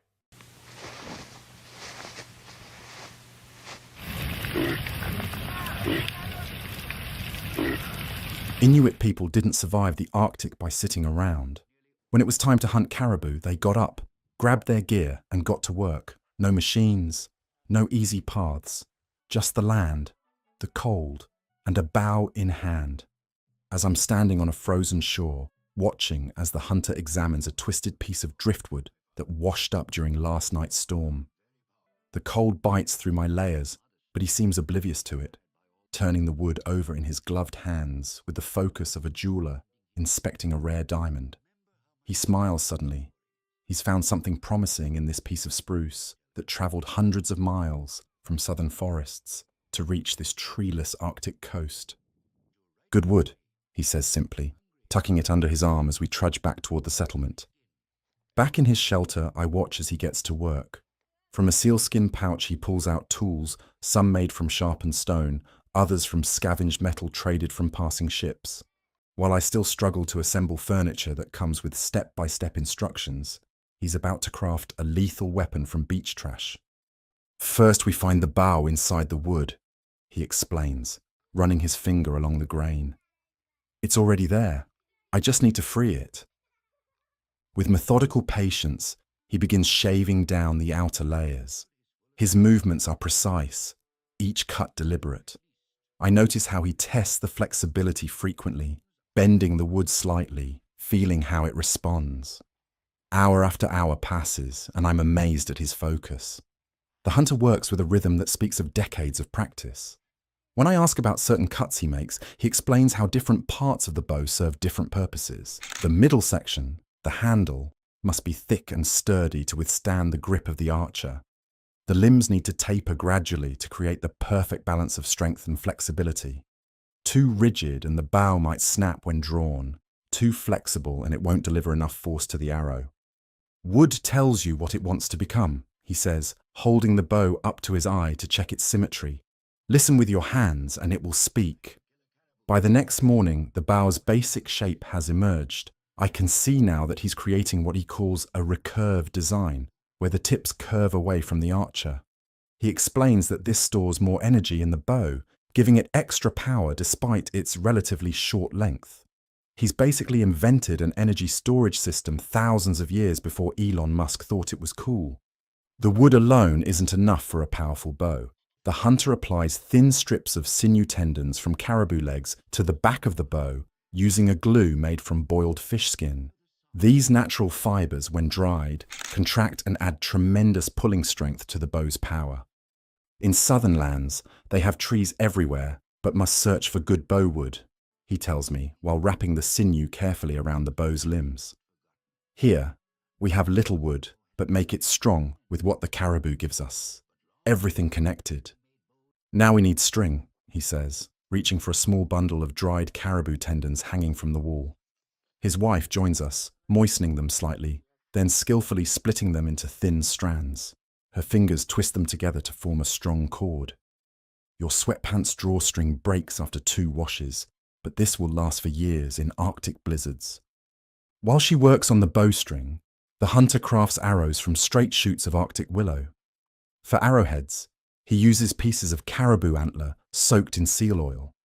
I watch him shape these points with the precision of a surgeon, except his patient is a piece of bone, and messing up means his family goes hungry instead of getting sued for malpractice.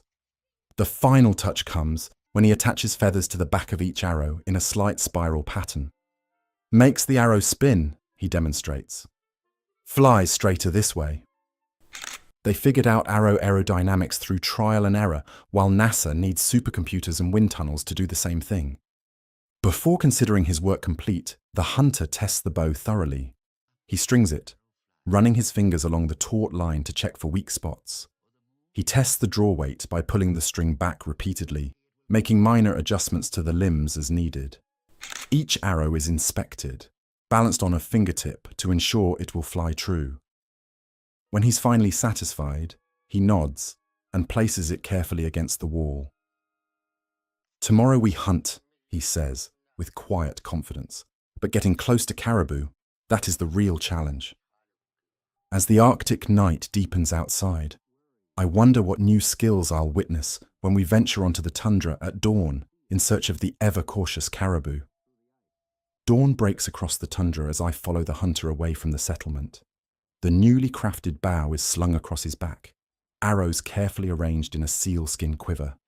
I spot them first. Tiny dark shapes against the white landscape, perhaps a mile away. A small herd of caribou grazing on patches of exposed vegetation.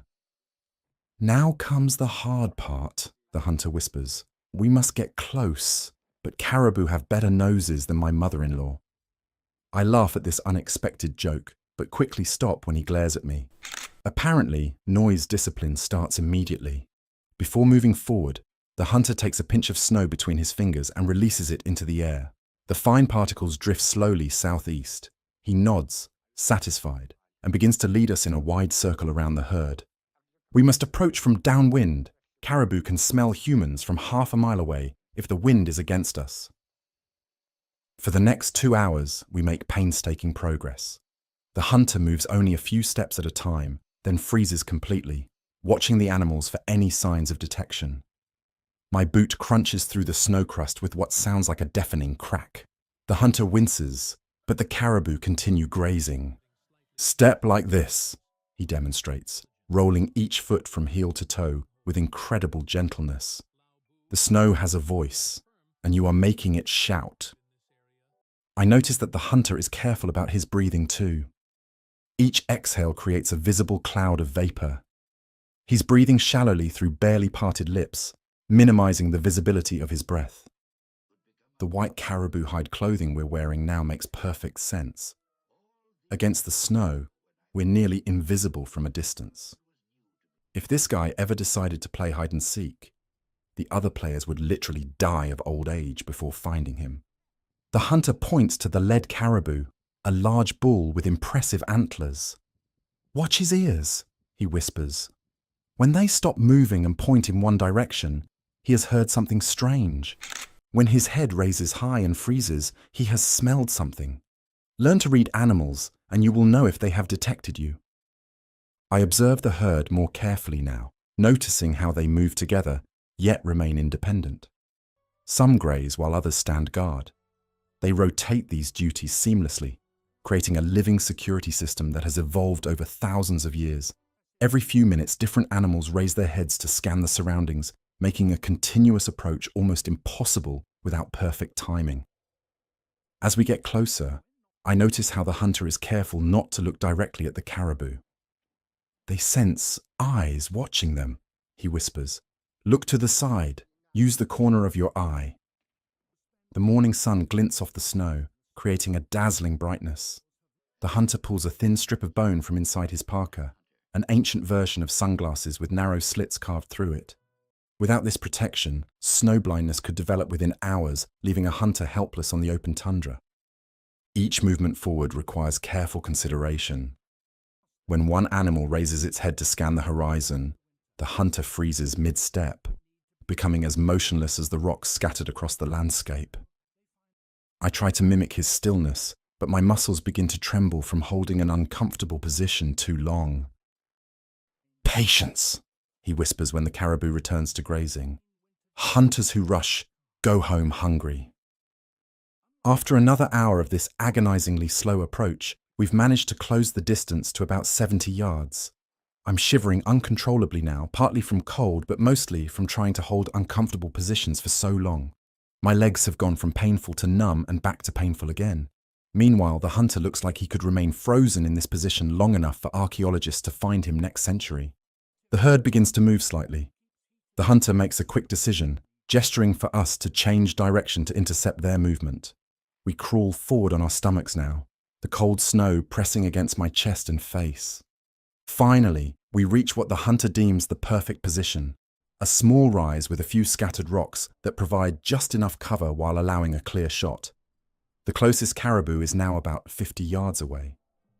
The hunter slowly reaches for his bow, and I watch as he prepares to take the shot that will determine whether all this freezing, exhausting effort was worthwhile. I hold my breath as Aklak carefully pulls his hands from inside his parka.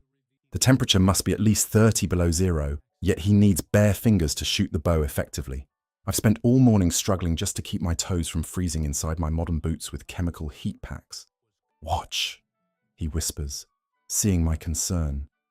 His fingers move with surprising fluidity as he extracts an arrow from the quiver. I notice that until the very last moment, he keeps his draw hand tucked against his body. His shooting gloves are unlike anything I've seen before, thin caribou hide that covers just the fingertips, leaving enough sensitivity to feel the bowstring while providing crucial protection from the biting cold. "We train for this since childhood," he explains in a barely audible whisper. "Boys stand in blizzards, practicing finger movements until hands learn to work in any cold. Kids back home throw tantrums when the internet goes down for 10 minutes, but Inuit children willingly practice freezing their fingers to develop hunting skills." The caribou continues grazing, still unaware of our presence 50 yards away. Aklak's breathing changes, shallow, controlled breaths that produce minimal vapor clouds. I notice how he positions his body to minimize movement. Unlike the standing archer poses I've seen in movies, he's shooting from a half-kneeling position, with his body profile almost invisible from the caribou's perspective. Before drawing the bow, he flexes it slightly several times, warming the wood. "Cold makes wood stiff," he explains. "Must wake it up." The bow, having been carried against his back during our long stalk, has retained some warmth, but the extreme cold still affects its performance. When he finally begins to draw the bow, the movement is so smooth and gradual that it's almost imperceptible. There's no sudden motion that might catch the caribou's eye, just a slow, steady increase in tension as the bow comes to full draw. His face shows no strain despite holding nearly 60 pounds of draw weight. Most people grimace while taking a selfie, but Aklak maintains perfect composure while drawing a bow in Arctic conditions. I'm close enough to see the control in his hands, not a tremble or shake despite the cold. The bow reaches full draw, and he holds it there, waiting for the perfect moment. The caribou shifts slightly, turning to present its side. Aklak adjusts his aim minutely, accounting for the animal's position, the slight breeze, and even the dense cold air that will affect the arrow's flight. His release is so clean, I almost miss it. One moment the bow is at full draw, the next the arrow is in flight. There's no jerky movement, no obvious trigger that might spook the herd. The bow makes a muted thump that's barely audible even to me just a few feet away. The arrow travels in a slight arc, covering the 50 yards in what seems like slow motion. I watch it strike the caribou just behind the front shoulder, exactly where Aklak was aiming. The animal jumps, then runs about 30 yards before stumbling and falling. The rest of the herd, startled by the sudden movement, bounds away across the tundra. "How did you keep your fingers working in this cold?" I ask, my own hands painful and clumsy, despite being tucked in expensive modern gloves. "You must respect the cold, not fight it," he replies, walking toward the fallen caribou. "When you fight it, you lose. When you prepare for it, you can survive." As we approach the caribou, I notice Aklak scanning the horizon carefully. "What are you looking for?" I ask. Aklak shakes his head, already rising to his feet. "Hit it. Good hit. But sometimes even a perfect shot needs the following." He gestures toward where the caribou disappeared. "Now we must read the snow to find our dinner." Tracking is another skill altogether. As we follow the caribou's trail, I can see spots of bright red blood marking the white snow. After tracking for about 200 yards, we find the animal lying still. The arrow has struck home perfectly behind the caribou's front shoulder, exactly where Aklak was aiming. I ask Aklak what would have happened if his shot had landed just a few inches off target.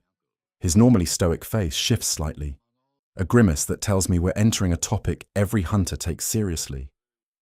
"Hitting the wrong spot means many bad things," he says as we approach the fallen caribou. "Animals suffer, meat can spoil, and hunter might never find it." Aklak explains that Inuit hunters specifically aim for the area right behind the caribou's front shoulder, a vital zone containing both the heart and lungs. A direct hit here brings the animal down quickly and humanely. Missing by the width of your finger is the difference between dinner and going home to tell your family, "So, who's up for another night of seal blubber stew?" "You see this?" He points to the entry wound as we kneel beside the caribou. The arrow has penetrated deeply, and a small amount of bright red blood shows it hit a major blood vessel. Light red blood with bubbles means lungs. Dark red streaming blood means heart. Both mean good shot. The precision required for this kill shot is remarkable. The vital area on a caribou is roughly the size of a dinner plate, not a large target when shooting from 50 yards away in freezing conditions. Caribou's thick winter coat can be deceptive, making the body appear larger than it actually is. The dense fur can also slow down arrows that don't hit with enough force. Young hunters make the mistake of aiming at the middle of body, Aklak demonstrates on the caribou, pointing to areas well below the vital zone. But guts here. Hit this, caribou runs far. Meat tastes bad from stomach contents, and blood trail is hard to follow. Effective range plays a crucial role in shot placement. Inuit hunters typically tried to get within 20 to 50 feet of their target, much closer than I would have expected. Getting that close to a caribou is like trying to sneak up on your cat when you're holding the medicine it hates, virtually impossible without serious stealth skills. The arrow design itself contributed significantly to shot effectiveness. The bone or antler tips weren't just sharp, they were specifically shaped to create wounds that caused rapid blood loss. Some included small barbs that prevented the arrow from being pushed out by the animal's movement. Weight of the arrow matters too, Aklak demonstrates by handling one of his arrows. Too light, no power, too heavy, drops too fast. The feathers at the end fletching cause the arrow to rotate in flight, stabilizing its path against crosswinds. Weather conditions affected shot placement significantly. In high winds, hunters would aim slightly into the wind to compensate for drift. In extreme cold, the dense air created more drag on the arrow, requiring subtle adjustments to the aim point. See how the arrow went through completely? Aklak points proudly to the exit wound on the opposite side of the caribou. Complete pass-through meant maximum damage to vital organs and a better blood trail if the animal had run. It was essentially Arctic archery with life or death stakes. No participation trophies, no second chances, and definitely no YouTube tutorials to help you improve your technique. Good hunter thanks caribou for giving its life, he says quietly. Bad hunter thinks he is clever for tricking animal. Good hunter knows next time caribou might win. With the animal properly thanked, Aklak pulls out a bone-handled knife from his belt and begins the process of field dressing the caribou. His movements are quick and efficient. Clearly, he's done this hundreds of times before. As he works, white clouds of steam rise from the warm carcass into the freezing air. We must be quick now, he explains, glancing at the darkening sky. A storm is coming soon. Getting meat home safely is another challenge entirely. With the caribou efficiently field dressed, the hunter begins preparing the meat for transport. Working with practiced speed, choice cuts are separated and organized on the clean snow. In old days, we would use a whole sled for one caribou, the hunter explains while tying a bundle with a sinew cord. Today, we take the best parts, enough for 3 or 4 days of eating.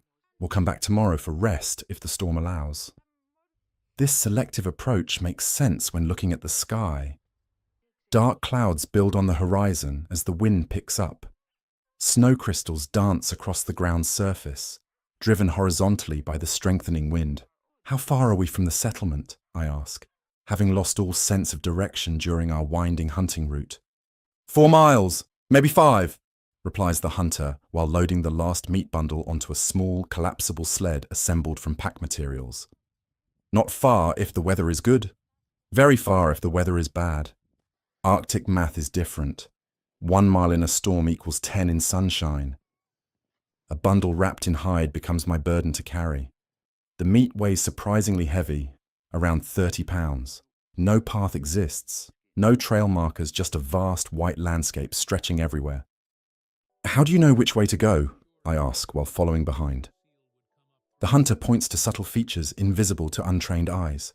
Angled snow drifts against rocks, the distant outline of a ridge. Land speaks if you listen. Snow tells you where wind comes from. Wind tells you north and south. A walking stick emerges from the hunter's parka. Now we use this, the hunter says, extending the bone tool. Snow can hide bad ice. 1 step through ice means wet clothes, frozen bodies, never reaching home. Each step ahead gets tested, especially when crossing what appears to be solid ground. This was a lake last summer, now ice, but maybe thin in places. The hunter taps the surface, listening carefully to the sound. Good ice makes a sharp sound, bad ice more dull. I thought survival meant wrestling polar bears or building snow fortresses. Turns out it's mostly about listening to ice talk and avoiding becoming a human popsicle. The wind suddenly intensifies as if responding to the joke, driving snow into our faces. The temperature drops 10 degrees in minutes. Earlier tracks disappear, erased by drifting snow as though we never passed that way. The next hour becomes a navigation lesson under worsening conditions. Barely visible landmarks guide our direction when everything looks identical to untrained eyes. The meat bundle grows heavier with each step, but complaining isn't an option. Faint settlement lights finally appear through swirling snow, bringing enormous relief. The final half mile feels longer than everything before, each step fighting against exhaustion and cold. Reaching the settlement, waiting family members help carry the precious meat indoors. Only then does exhaustion show on the hunter's face, while accepting a warm drink. No dramatic celebration occurs, just quiet satisfaction after completing a successful hunt against harsh odds. Tomorrow we will eat well, the hunter states simply, looking at the secured caribou meat. Outside, the storm howled in full fury, reminding how close timing had been. City people complain when food delivery takes extra minutes. Here, dinner means risking your life. The hunter nods thoughtfully. When food comes easy, people forget to be thankful. When every meal is earned with sweat and skill, you never take it for granted. The full day's journey shows how hunting requires more than just shooting skills. The trek home often presents the greatest danger of all. And this particular journey revealed just one set of challenges. Each season brings its own unique obstacles to overcome.